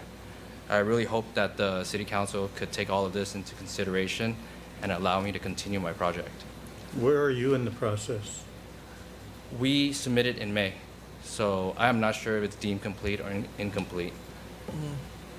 So you submitted an application already? Yes, fully paid for and everything. Is it being deemed complete, or That I am uncertain. you don't know? I do not know, but we spent a lot of money and effort and time to get it to this point. I don't think we have a right list on this, I'm sure. Well, is All it- right, thank you. Thank you. sir. Thank you. Thank you. Raymond Lee? Okay, Raymond, you said you weren't going to be up there very long. Raymond gave us time. Raymond gave your time. Good evening, everyone. Good evening, City Council. Can you Speak come a right little into closer the- so we yeah. can hear you? It's okay. Thank you. You can pull it up. Okay. My name is Raymond Lee. I am a Temple City resident for the last 10 years. Since I moved into the city, I keep promoting Temple City because I feel this is the best city I ever lived so far. Before I grew up in Monterey Park, but I like Temple City. I keep inviting friends to come over. And today I'm here to help my friend to raise some words because I introduced him to Temple City. And I asked him, I also helped him look over his project, working closely with Cayman on his project. So Mr. Huang, which is also one of the project for 4922 Arden Drive, and he has been lived in Riverside County for the last over 10, 12 years, and starting from a few years ago, about 3 or 4 or 5 years ago, we start talking about what city is the best around this San Gabriel area, and I promoted Temple City and invited him to come over and look at the city, and he loved it. And with even the older generation, the younger generation, and especially his son, who's going to get married in after this house is built, and they want to raise the kid in this city because it's safe, because it's nice, because the school. So they look at this lot, and similar case to Ryan's case, that it's been sold twice, and the previous owner doesn't want to wait, and they bought it, and they believe by the time they bought this property, because they built for their own, and they believe they have time to wait, even though the developer doesn't have time, but they spend. Mr. Huang spent about $1 million purchase this lot, and he just wanted to build a dream home in Temple City, so for his family to live. He has also have his two over 80 years old parent, and have a son. His son is getting married and gonna have a 4th generation as pretty similar to Ryan's case. So if You have about 30 this seconds left. ordinance is tremendously gonna affect them because they invest so much money into it, time, effort, money, and everybody emotion is gonna greatly affect it. So he asked me to raise his voice and back the city councilman and see if he can continue and finish his project. That's what I got to say for him. Thank you. Thank you. Kenny Chung?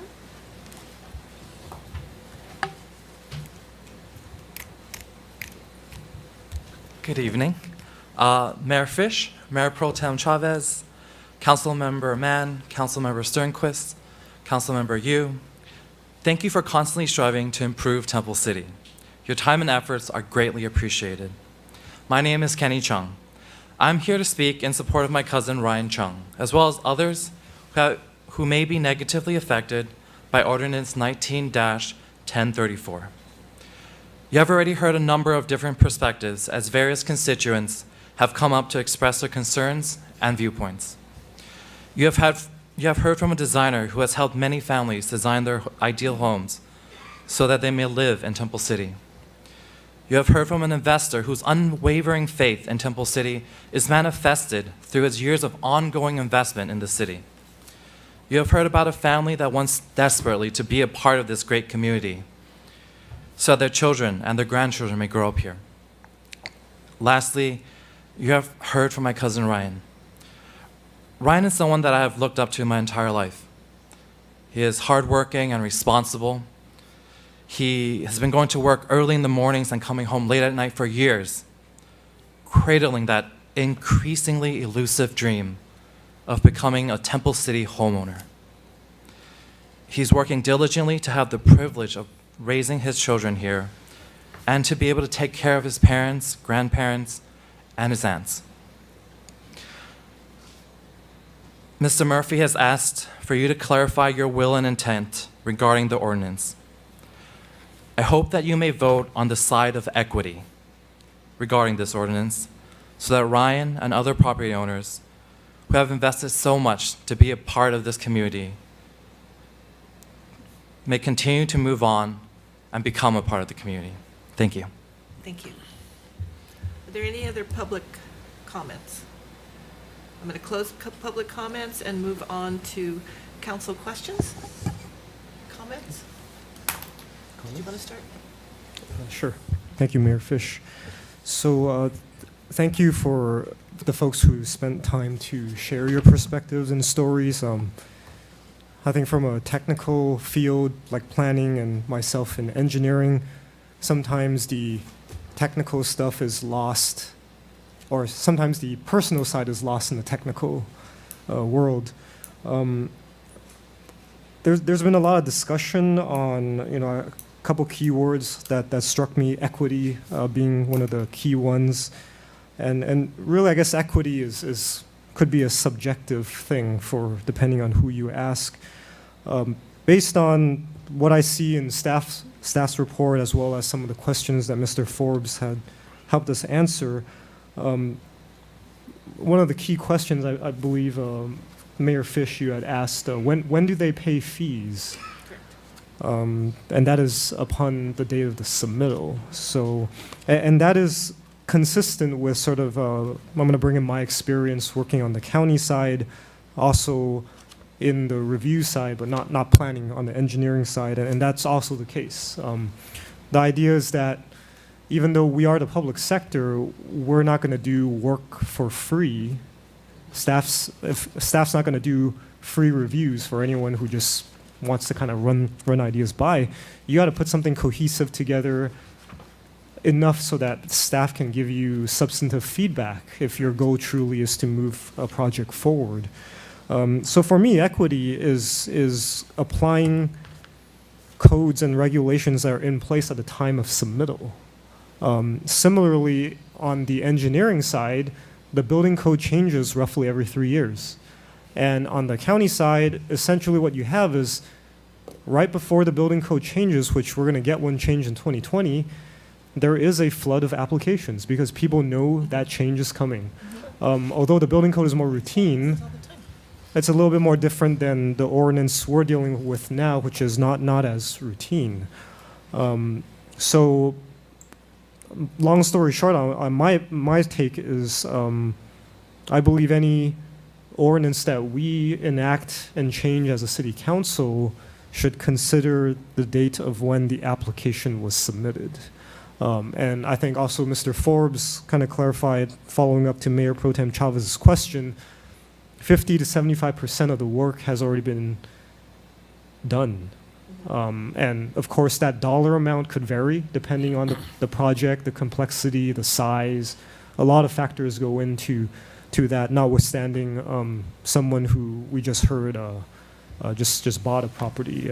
I'm not sure when, but I'm assuming recently, if they were planning on doing the project.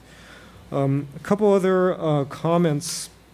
I don't think completeness should be the key criteria due to the fee issue I mentioned, and also it also takes time for staff to review a submittal to determine completeness. So there is an element of that plan check process that is out of the resident's control, out of the applicant's control, which is different than when they've submit something to us. That's within their control, right? If they didn't submit by a certain date that it was effective, that's on them. That's their prerogative.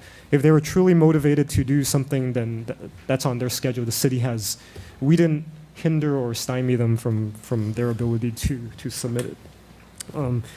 Another thing, a comment from the discussion was kind of related to, if someone submitted something that was done by a poor designer. I understand that on the staff end, that does make staff's work a little bit harder because your corrections are probably lengthier, your review time takes a little bit longer. But from my experience on the county side as well, most residents are not technical experts. They hire professionals to do the work in that area for them. And I don't think residents should be penalized for accidentally hiring someone that does poor work. That's not on the resident. That's probably just bad luck or bad referral or who knows, host of other reasons. So I don't think that burden should fall on the applicant to do that. So I guess in conclusion, I believe our interpretation, and I think this discussion needs to be a lot more clearer for any future ordinance changes that we made. Because when we adopted this last month, I was under the impression that this was being treated exactly the same way as we had done for the ADU ordinance, for any other ordinance that we have changed.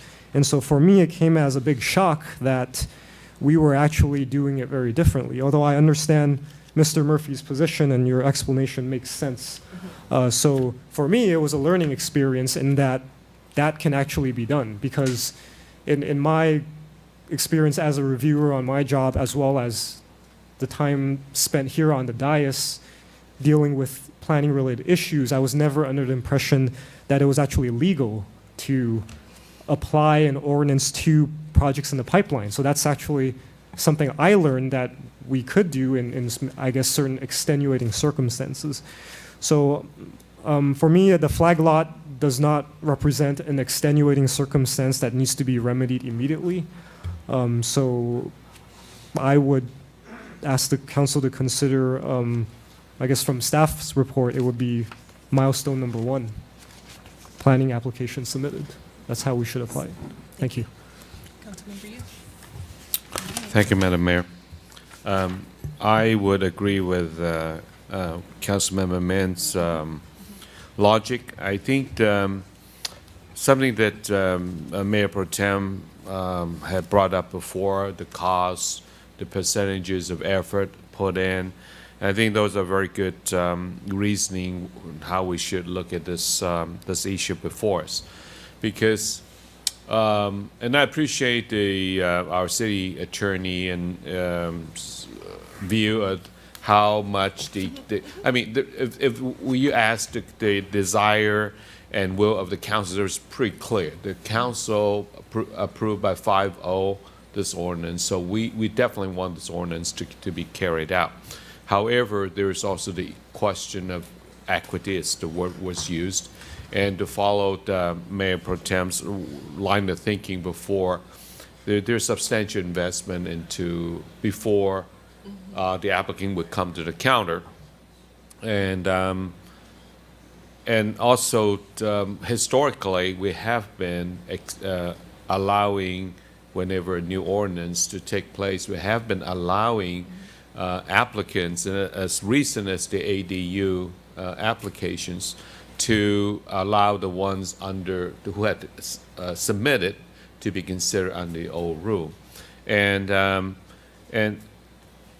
I appreciate what Mr. Forbes has said, that it's not only the cost of design, which we understand to be fairly substantial, and having done a house just recently myself, I can't even put a substantial dollar number to it myself. It's also but more importantly, is like some of the applicants have mentioned, is the opportunity cost. They have invested into our city. They bought a piece of property that otherwise they may not have bought had they known this is going to be the case. So, however, at some point in time, the ordinance has to take place. So we have to draw the line, and in my mind, it would be fair if we allow the applicants who had submitted already, have invested substantially albeit may not be 100% complete, to be considered under the previous ordinance. However, having said that, I heard a few things that I want to respond to the designer had mentioned, well, we were not sure about the interpretation of open space. I would urge the applicant and the designers to work with staff.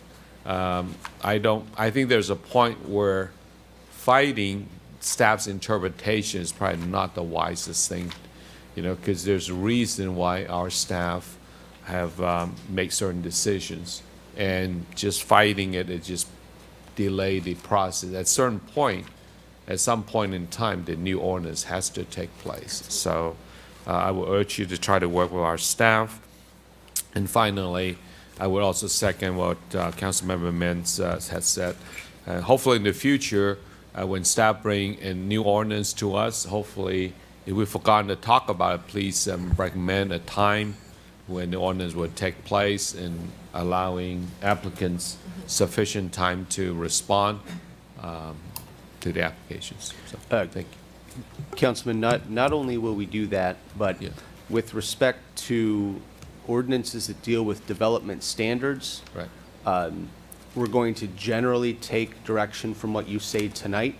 With respect to ordinances that deal with things like fees or uses, we're going to treat those on a one-by-one basis because your decisions about when fees should apply or your decisions about what uses you want to restrict or not restrict, those are going to be a little bit different than application of development standards.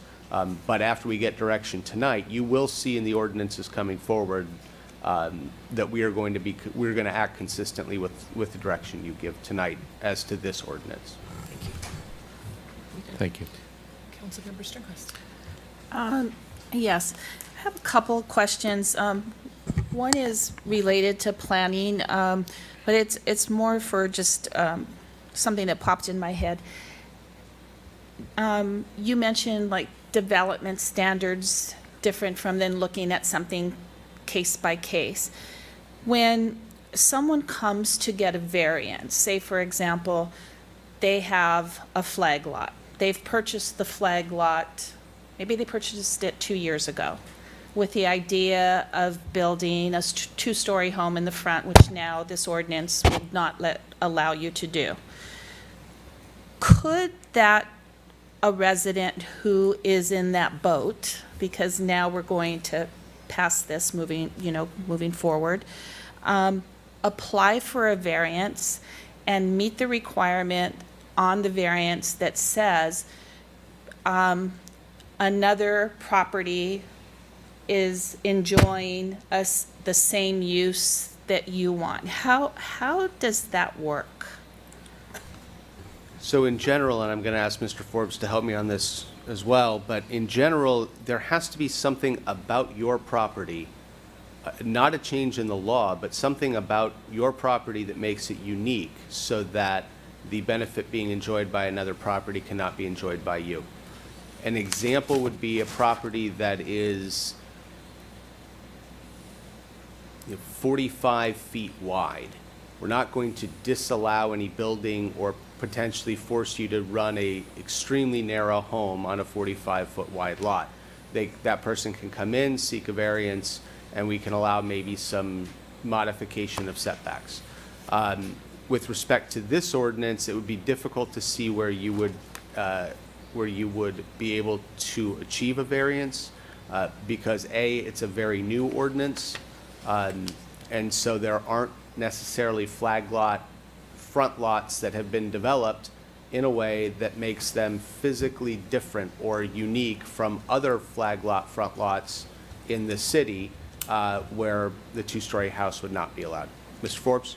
But you would only need to find one, right? So that would be that there's not any.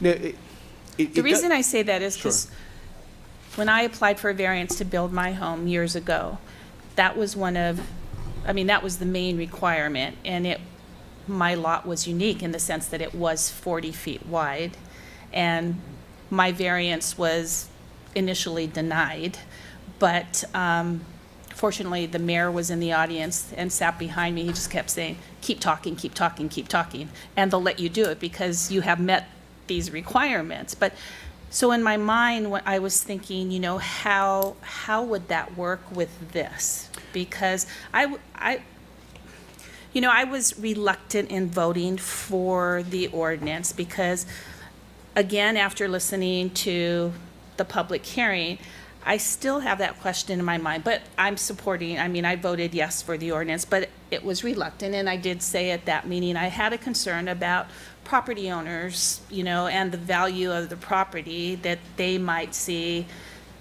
could depreciate, especially in light of, you know, you have more ability in a two-story home to have less challenging requirements as far as the design goes.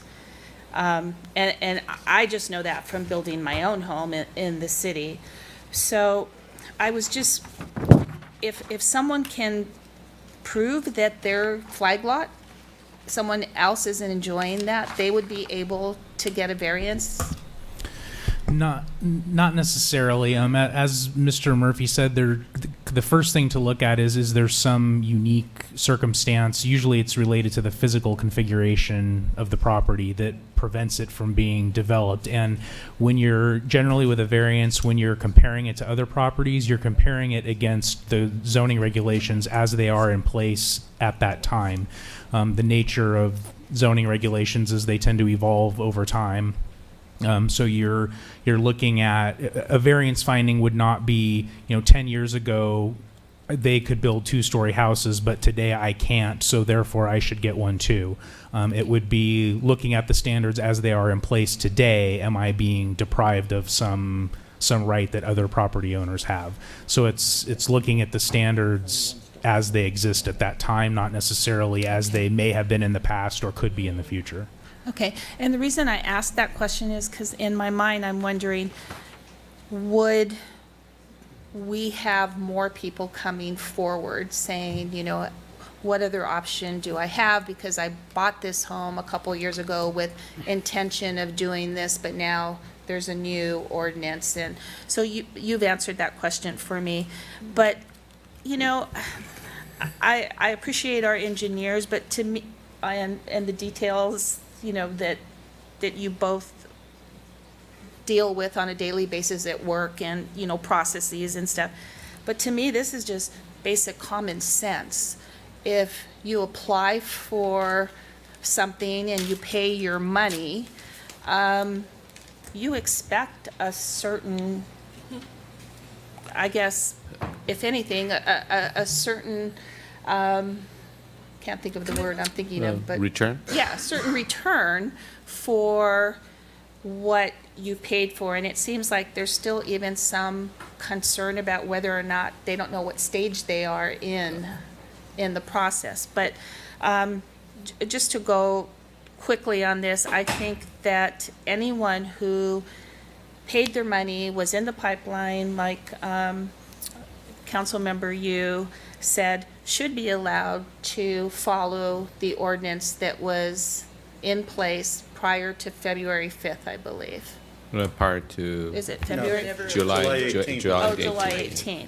Yeah. Okay. But we did this on February 5th, correct? No, that's when they had the workshop. Oh, that's the workshop, okay.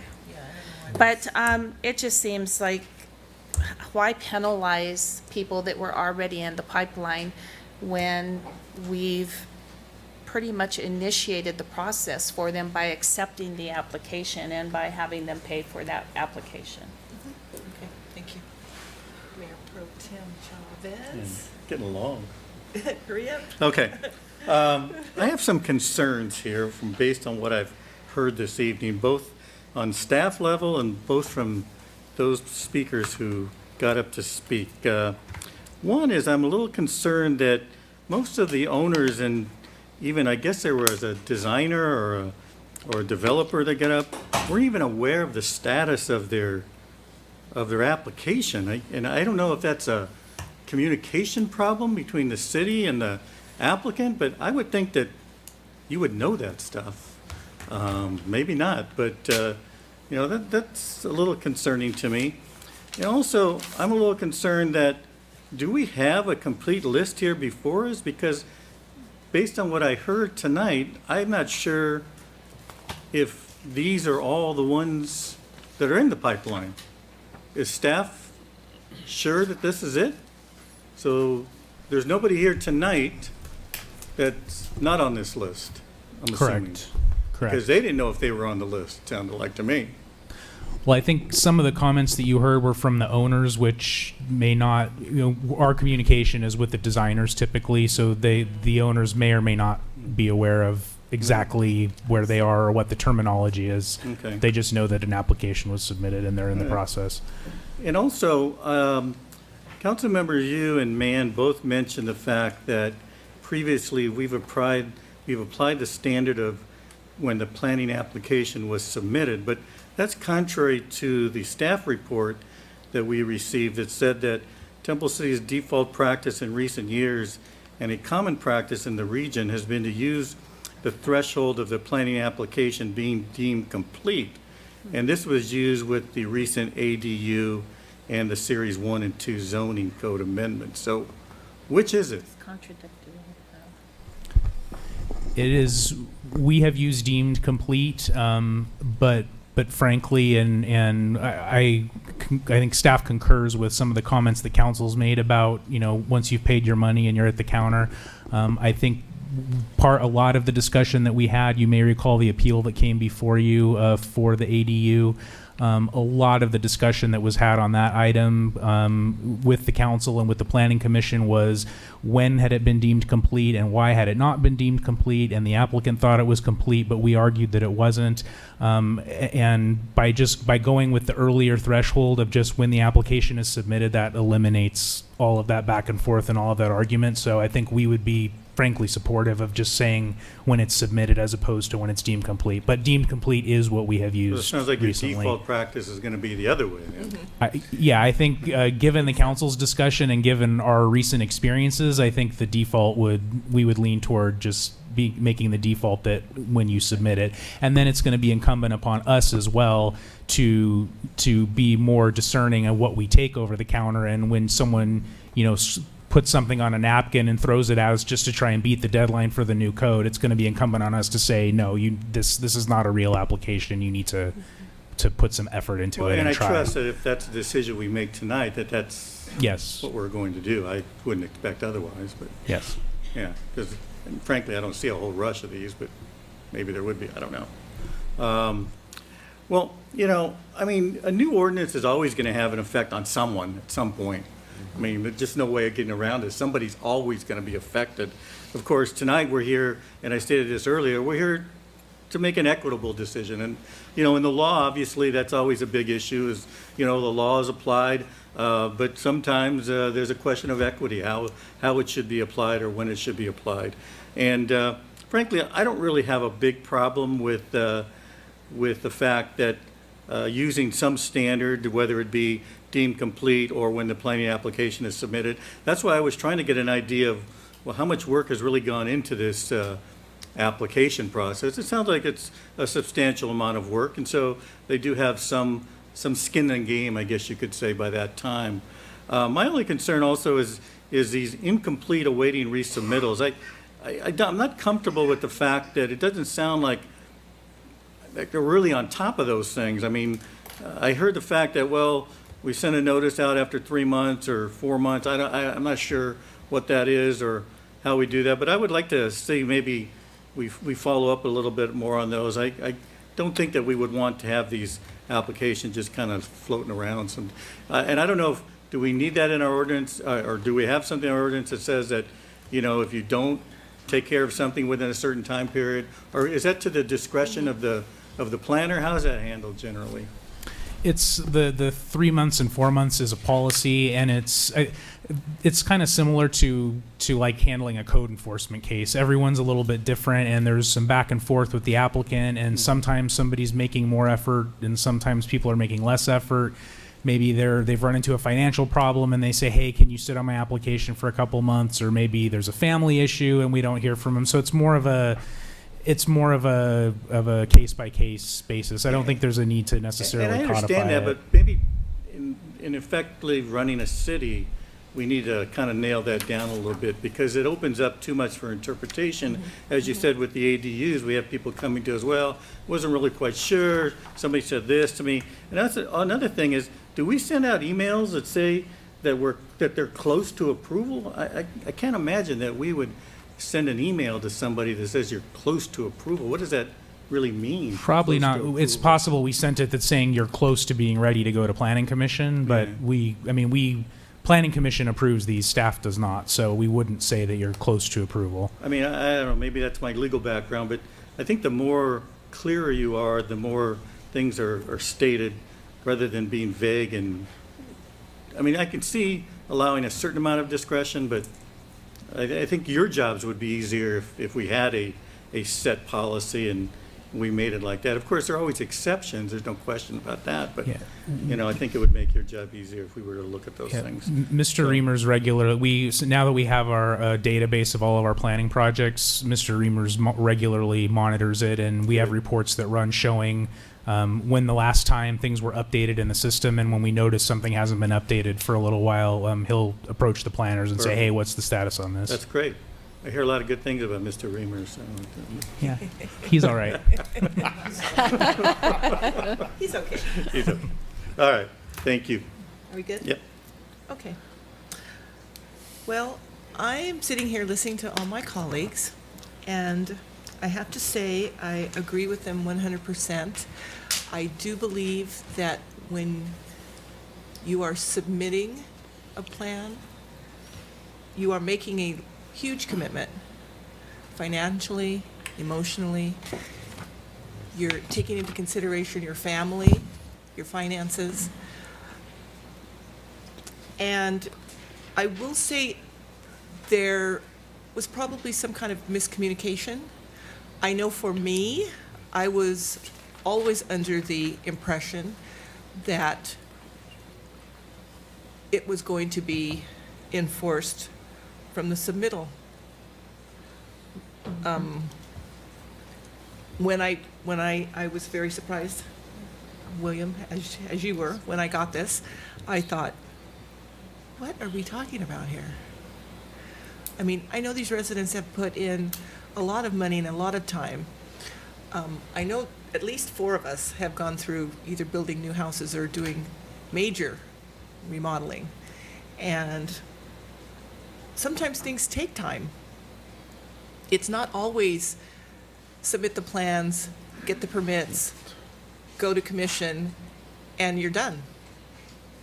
I mean, again, as Councilmember Mann said, there's changes, and sometimes there's changes with the city, with the architect, the engineer. I mean, there's just so many things that can change in a very small amount of time. Things are going to go back and forth. I'm sure there's not a whole lot of things that just go and are approved right away. I mean, that's, I would be surprised to hear that. One of the things that I asked when we discussed this was, does this affect a lot of residents in Temple City, this flag lot issue? And I do remember being told, not really. I never asked if there was 8 pending. I probably should have asked that question. I didn't ask that. None of us asked that question. But that's 8 residents and 8 households that this is going to affect tremendously, and especially in the hundreds of thousands of dollars. I mean, nothing is cheap. And again, just from adding a second story, I can totally relate to that. And nothing is cheap in the fact that the price goes up in a month. So time is money, as they say. So I would have to agree with my colleagues that I would like for it to go to the submittal. I would like to make sure that we do include that in everything, and do remember to discuss that. If if we want it to be something that isn't urgent, you know, again, and no disrespect to you, but I don't remember it being that urgent. I mean, I remember it coming to the council, I remember us discussing it, but I don't remember it being something urgent like with other items that we've discussed where we all know that it has to be done right away. I mean, this was just something that was brought up, we discussed it, and we voted on it. I would like to thank our residents for coming in. I appreciate it. Again, you know, I feel that maybe I made a little mistake because I was not clear. I was not clear on this. You know, when I voted for it, I did think it was going to be in the submittal. It was never mentioned in any of our staff reports or any of our paperwork, so I just assumed it. So I apologize. Okay, do we have any other questions? Can I get a motion? Madam Mayor, I move that ordinance 19-1034 will apply to planning applications received on or after the effective dates of July 18, 2019. And Second? oh, I'm sorry. Does it have to include any further not discussions, but anything further as far as you said you were going to put it in the. We will take care of that going forward without, you're not agendized to do anything other than apply this ordinance, but we certainly, I personally certainly understand the direction that you want to go, and so we're going to make sure we do that going forward with everything else that comes to you of this nature. I'm sorry, could you repeat that motion again? That ordinance 19-1034 will be applicable to planning applications submitted on or after the effective date of July 18, 2019. Could we add to that? Sure. Submitted and accepted by the city? And accepted, that's meaning number 2. No, Accepted, not complete. accepted. Oh, accept, okay. The Submitted, concern I had was that. it oh, was is that mentioned- that No, back not on to come in, napkin? but it has to be accepted, but. Yes, I yes, don't yes. want somebody, as I Sure. said before, come in with a napkin. Yeah. That's, I'm just. that's the point Absolutely, I'm yes, making. that's a great suggestion, yeah. Okay. So, that's amended. Okay. No. You second? Yes. Okay. Can I get a roll call, please? Councilmember Mann? Yes. Councilmember Yu? Yes. Councilmember Sternquist? Yes. Mayor Pro Tem Chavez? Yes. Mayor Fish? Yes. Thank you. We're going to move on to item 10, new business, presentation of Archive Social. Mayor Fish, members of the council, in our ongoing efforts to make sure that we are in compliance with the Public Records Act, Ms. Flores from my office will give you a brief presentation on some of the stuff that we're doing with social media. Social media being an important medium that we use to communicate with the public, but there are challenges that come with social media, and this is one of the ways that we have attempted to overcome that challenge in a ever-changing communications environment. So with that, Good evening. Good evening. Mayor and council, how are you? Good evening. It's my first time presenting, so I'm very excited. Thank you for the opportunity. So today I'm here to talk to you about Archive Social. In my previous place of employment with the city of Doherty, I did get to implement this, and it's just a great way for us to really focus on bettering our social media platforms. As you are aware, we do have 4 social media accounts, and that's Facebook, Twitter, Instagram, and we do use Weibo?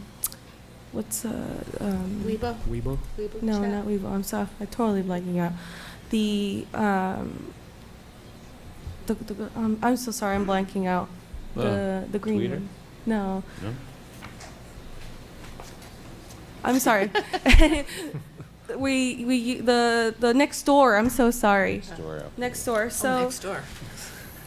Of course. Due to the Public Records Act, we do have to have some kind of archiving to protect ourselves. And Archive Social is an online system that serves up to 2,000 different government agencies. And some of the government agencies that I'm aware that uses is the City of Long Beach, the City of Doherty, and as well as I know the City of Covina is looking into using this system as well.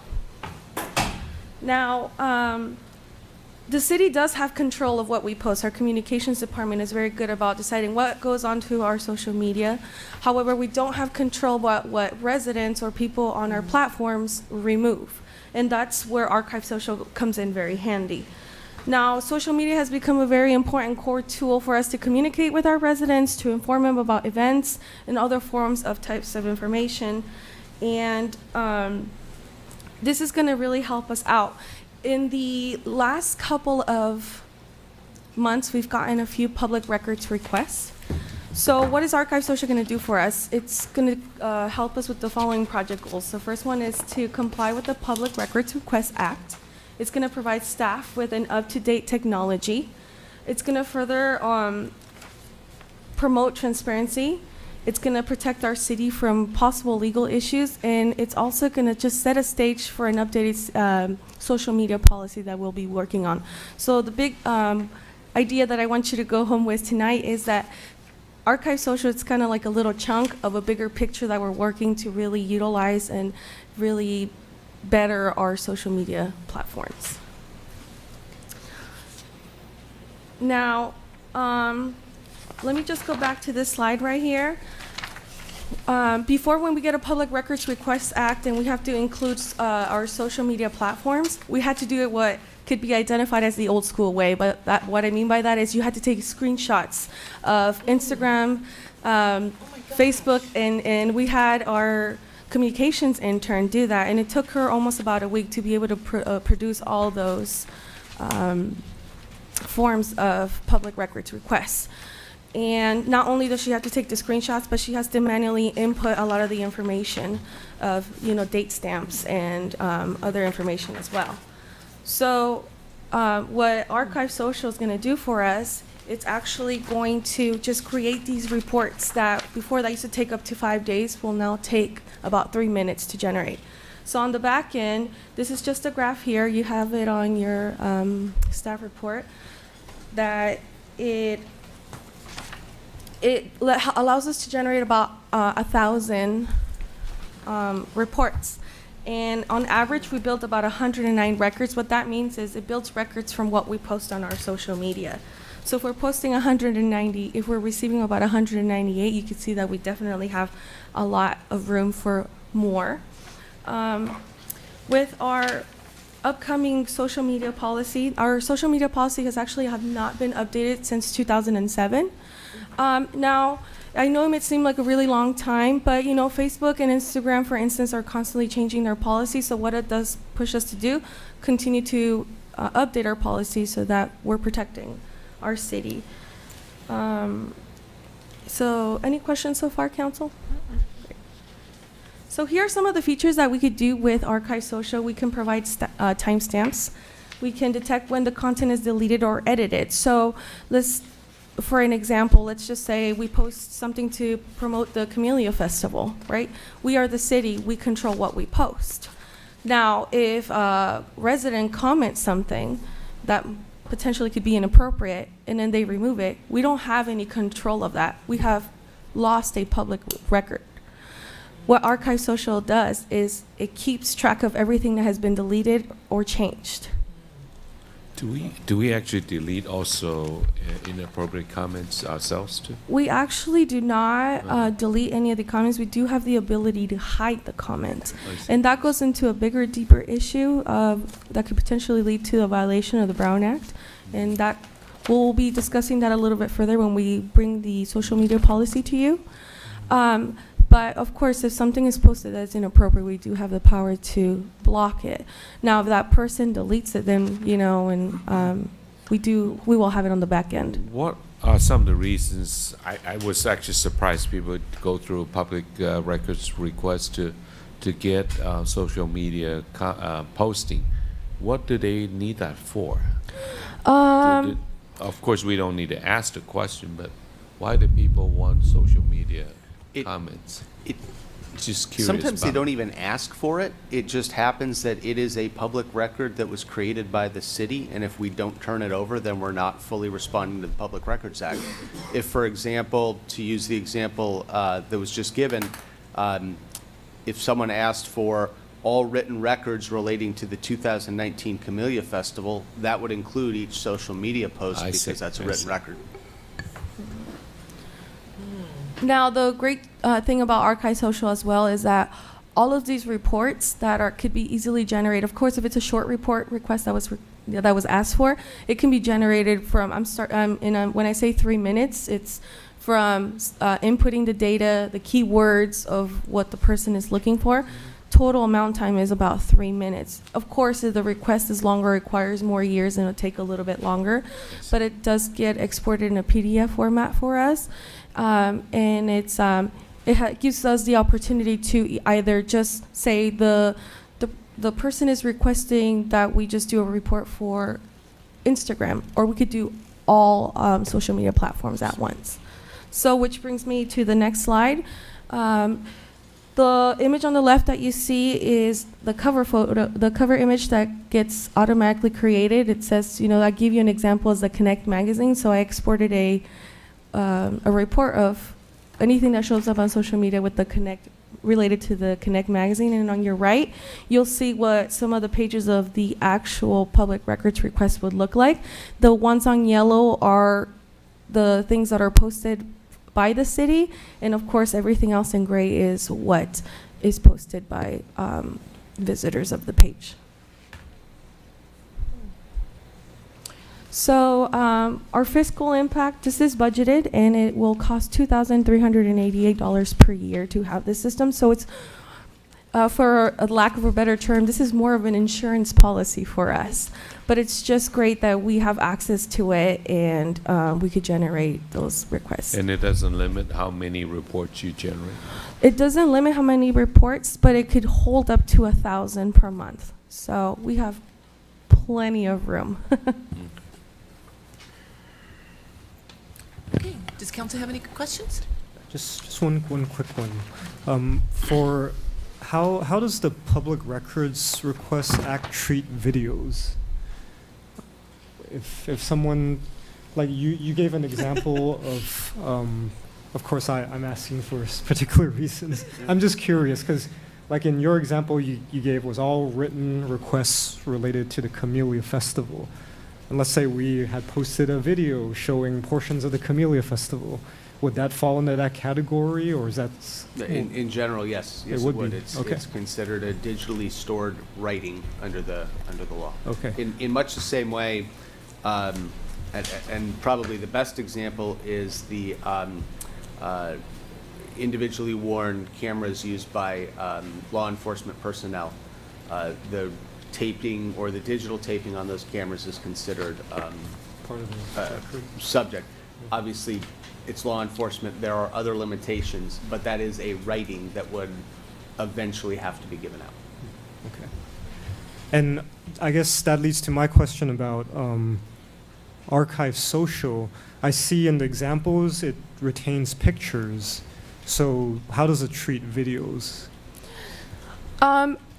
It does almost what's a screenshot of the video, but it wouldn't really affect it because what we're looking at archive is the actual writing, not the I motion see. of the picture. You're talking about like comments and things Exactly, like that? yes. Okay. So then does our, because we have a YouTube channel, right? Yes. Would that fall under this category as well? No, they actually don't have a connection to YouTube. Maybe that's something that they're looking for in the future. That's not something that I'm aware that could be. It actually doesn't have the option to add that form into They don't the have archive. that platform covered, right? Exactly. Not yet, but who knows? Maybe. Okay. All right. In the Thank you. future. No problem. Is there any other questions?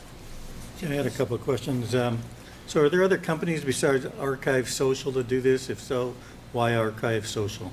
Yes, there's actually two other ones that are very similar. I can't name them off the top of my head, but the reason why Archive Social is stands out more to the other ones is because of the access that they have, how the reports are generated. A lot of the other platforms or other services available don't provide that PDF formats. That it's more like you get pieces of it and you still have to piece it yourself.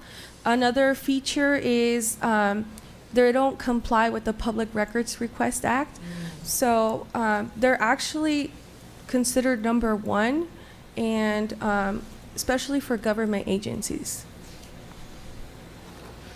Also, I noticed in this example you gave us from Connect Magazine that apparently our city responds to, I guess, are these, I don't know, are these posts or emails or what are these things? Sure. Sometimes individuals will not want to post publicly, so they will post privately to us, and we will respond privately to them as well. But who responds? And because I see some are from Tinny, some are from another person, and some have no person. Do we have a policy in effect that who responds to these things? Like, for example, there was a question about a bus bench, and I thought the response was a little bit maybe more than, it's kind of almost giving legal advice or policy advice, because it talks about there's no room for that bench, and if we were to install a bench there, it would not comply with ADA standards. That seems a little bit beyond the scope of, I don't know who's making that decision. Well, inevitably it always falls on me. Okay. So, so you review all these before they get sent back? I wouldn't say I've reviewed all of those responses, but I will get alerts from staff if there's a complicated issue or whatnot. And then the individual staff members will consult with the subject matter expert in that area.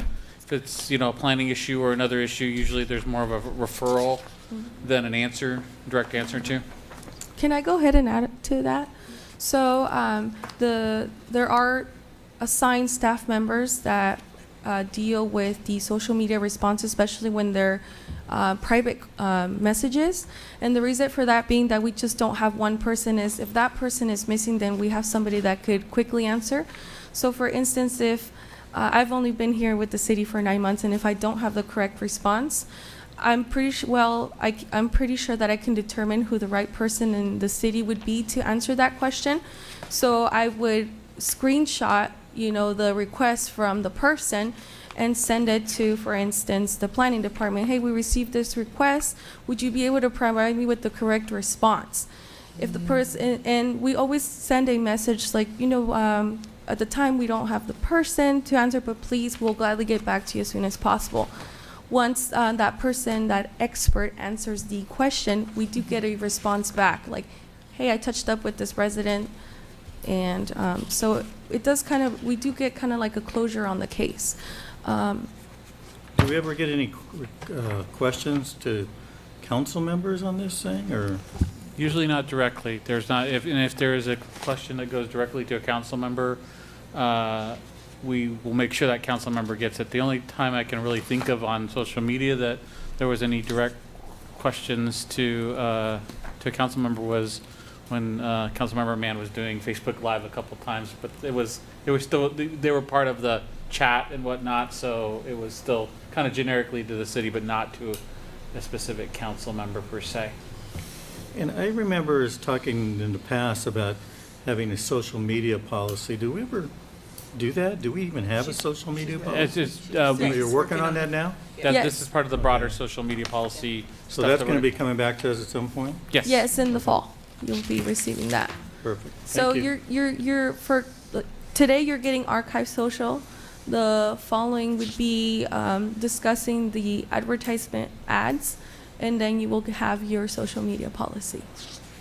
Good. And just to follow up on your question, Mayor Pro Tem, on who answers the comments. On our current policy, we do state that the city manager or the person in charge gives the authority to certain staff members to answer those comments. Yeah, I just wanted to make sure that Brian was on top of these, and I'm sure he was, but I didn't see his name anywhere, so. Thank you. Do we have any other council comments, questions? Okay, I'm going to go ahead and open public comments. Jerry?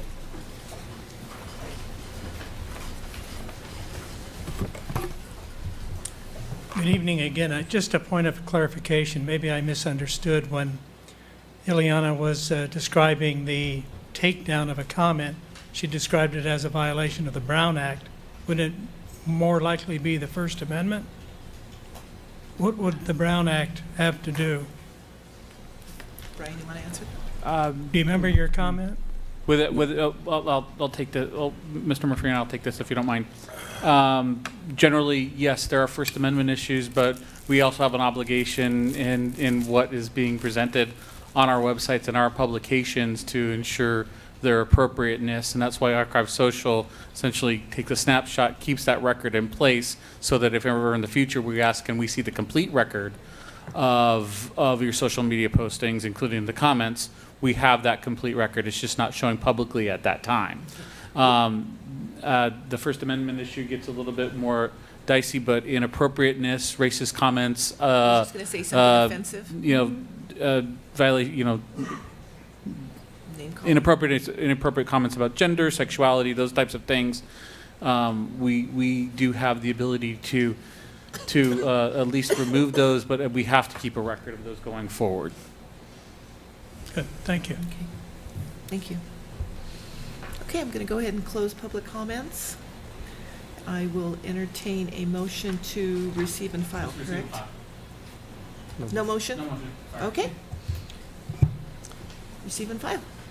Moving on to item 11, update from city manager. Latest of the night, thank you to Ms. Flores for her first presentation to the council. And thank you to Ms. Burrows back there. Even though she's retired, she is still a trooper and hangs in there. But Kathy, Ms. Burrows, thank you for your decades of service. When I first started, Kathy was somebody I relied on to help me navigate through, and she's been a great colleague and a great partner, and I will personally miss her as well. Keep her phone number in your Rolodex there. I know where she lives. Rolodex, that's how old I am. Okay, update from city attorney. I was going to give a long presentation on the Senate Bill 330, the Housing Crisis Act of 2019, which takes the Housing Accountability Act and ramps it up. I'm going to put that off for another evening. It has been introduced, amended 8 times already, and as with many of the housing bills in Sacramento, it would be a lot of fun to deal with. We can talk about that another night. I just want to also say thanks so much to Kathy Burrows. I recall the first time I walked into City Hall and she was serving as interim city manager, and a real testament to her. You don't often see a park and rec director serving as interim city manager, and so I knew that it was, something unique, and I've really enjoyed working with her these last years. Thank you. Okay, council reports regarding ad hocs or standing committees? I guess Councilmember Sternquist and I have one quick update on the city commissioner recruitment. Okay. So we've begun the interviews for some of the commissioner applicants, and we have the last batch coming this Friday. And so after that, we will be recommending a list for final council interview. I believe it's the following Friday, July 12th. Yeah. Correct. Okay. Anything you want to add? Some really good candidates. Also, you're going to have a tough choice in front. It's never easy. Yeah. Any other reports? Okay. Council items separate from the city manager's regular agenda. Councilmember Yu. All right. Thank you, Madam Mayor. Well, I want to echo again, thank you, Director Burrows, for all the years of service. But I actually really want to emphasize the fact that when you were the interim city manager, I mean, you didn't turn that down when we just kind of dumped it on you. And you did such a wonderful job, and thank you for stepping up to the plate when the city calls on you. And you did such a wonderful job. You didn't skip a beat. You handled both jobs at the same time and did a wonderful job. Maybe maybe we don't need two people from here on, but but really, thank you so much. I really enjoy working with you. And lastly, wishing everybody a wonderful 4th. Thank you. Councilmember Mann. Oh, thank you, Mayor Fish.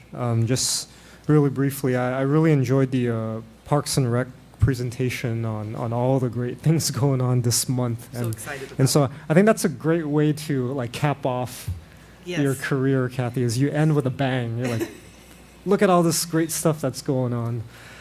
So I'm especially looking forward to Fly a Kite because my son is obsessed with anything that flies. That's great. So I'm gonna see if I can We will hope pull him out. Yes, and hope for wind. Yeah, I always try to fly a kite on my street, but we never get any wind, and I'm always worried about the line. So I'm like, probably don't want to do that.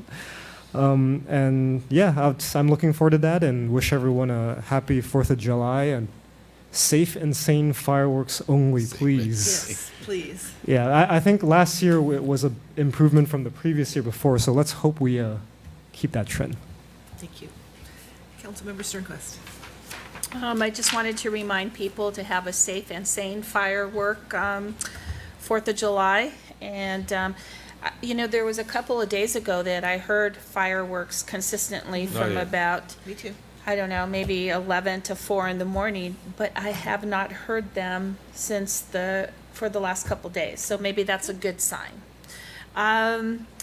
Contract Cities and COG will be having a joint meeting in mid-July, and it's something I've been trying to get working on with them because Contract Cities and COG work on many similar items, but yet we work independently of one another. And when we go up to Sacramento, we're independent of one another, but yet we're promoting the same things. So that meeting is going to come up, and if anyone would like to be part of that, I can send you the dates. Mosquitoes, as it heats up, they become more prolific, so be sure that you're, tipping your pots and making sure that you're watering from the roots so that the water stays below and you don't water your plants from up on top, which will cause more mosquitoes to do what they do. Recently, all of us met with our Scott and Michael regarding the zoning and reviewing that. And the conversation came up about the terraces, and I asked them, what exactly is the status of the terraces? Because it's something that consistently, every single day, my mailman, whose picture is in City Hall, says, did you find out anything today? Did you find out anything today? And my neighbors are asking, and the residents on Primrose are asking. And there was a few things that Michael shared with me that I didn't know and wasn't aware of, and Scott, is that we have been giving consistent, what do you call them, Brian? Extensions. Consistent extensions on that application. So the next extension is December of this year. And I believe that if they don't do anything by December of this year, then that becomes null, and they'd have to reapply again with new plans and whatever they have submitted to that point. I asked if there was anything that we could do as a council to maybe, help move the situation along, and they both suggested that possibly having a discussion at a future council meeting, that they could send a letter to the owners and say, council is deciding about, the property, maybe, in December this is coming due. Maybe the entitlements aren't going to be renewed when a new application comes along. So I thought that would be helpful if you wanted to have a discussion. And if you will, maybe just put a little bit, whatever kind of pressure we can on them. And they also explained to me that the owner of the property is an elderly gentleman who kind of handed off the property to the daughter and son, and so they were the ones that went out and looked for developers to build the project. And once the entitlements were given on that project, then the father said, well, I want to be hands-on again. You're not going to do this. I'm going to be involved in it. And he's doing nothing and just basically just sitting there with that property and nothing is being done. So I think we kind of should do whatever we can, but staff suggested that we possibly have a discussion at council so that they can send them a letter or contact him to say. So I don't know But see, if you're. my problem with that is that that's a discussion they should be having with all of us. And I ask about that project almost once a month. And I get different answers. Well, it's this or that. I just asked yesterday. I don't know what the so- purpose of putting pressure on them is, because at the end of the day, they still own the property. And if we pull those entitlements, and I can understand why they're extending it, because if we pull the entitlements, they're still gonna own the property, and they're gonna start over. Or they won't start over, because they haven't done anything anyway, so what's the difference? So, Well, I mean, it's another 5 months that would go by with nothing being done. Vince and I met with the young man and The it's a sister? son and, no, it's a son and daughter, I believe. Okay. Well, his and, sister. Yeah, his sister, yeah. Very, very bright, young, energetic people, and, you know, and this was, I don't know, Vince, what, 5 years ago, maybe? 6 Yeah, at years least. ago? So evidently they're not And it's, involved anymore. well, you know, it's what the story is that week. I mean, yes, they are, no, they're not, yes, they are. I was mean, just gonna say, it's you constantly know, it goes back and forth, so. I mean, I'm all for lighting a fire in any way we can, but I think the better solution would be to arrange some meetings with them, or who is making the decisions? Is it the father? Is it the children? Because my understanding is it's held, the title's held in the name of the family trust, okay? Or at least it always has been, unless it's changed recently. And it's the father's trust and the mother's trust. It's not the children's trust. So I think they just kind of took over because the father was probably getting a little older and decided, hey, we'll let my kids take care of it. But you're right, maybe he decided, hey, I want to get involved again. I don't know. But I always think, especially in those types of things, a face-to-face meeting, especially with a large project such as that, one that's going to be a game changer in the city. You know, letters seem to go back and forth and get lost in the shuffle. I would propose that we even take a step further and ask them to let's have a meeting and sit down and I think discuss where we're going to go. That was their thought, that if council talked about it and it was on the agenda, that they could potentially get the father to come to the meeting, because they haven't been able to arrange a face-to-face meeting with them. I think it's pretty much ignored. Is that correct, Brian, or? Staff has tried to communicate most recently, and we haven't really got much of a response back in the last year or so. And so when that entitlement runs out in December, they would have to just go back again to the drawing board? Without this being on the agenda and going too far into a discussion about it, if I was to speak generally, if the conditions that they have there and there is no movement on a project after a certain period of time, and a project is not, and building permits are not issued after a certain time, yes, there is the risk of entitlements lapsing. But again, there are different conditions that can happen. I don't want to go into too much detail related to that, but yes, there is always a risk when there's not movement that entitlements have the risk of lapsing. How long are entitlements given for? Does it vary by project? There are some statutory regulations related to entitlements, but it is also, and it depends on how the project is developed. This project was developed under some specific circumstances related to the provisions in the downtown specific plan that granted them certain abilities to build and the heights and the densities that allowed them to build on on that, which is a little bit different than what a development agreement would look like. So it would take it's a little bit more of a nuanced discussion, which, I mean, we're happy to go back to if at some point as a broader update. I mean, just giving general updates before to council members that as they've individually asked.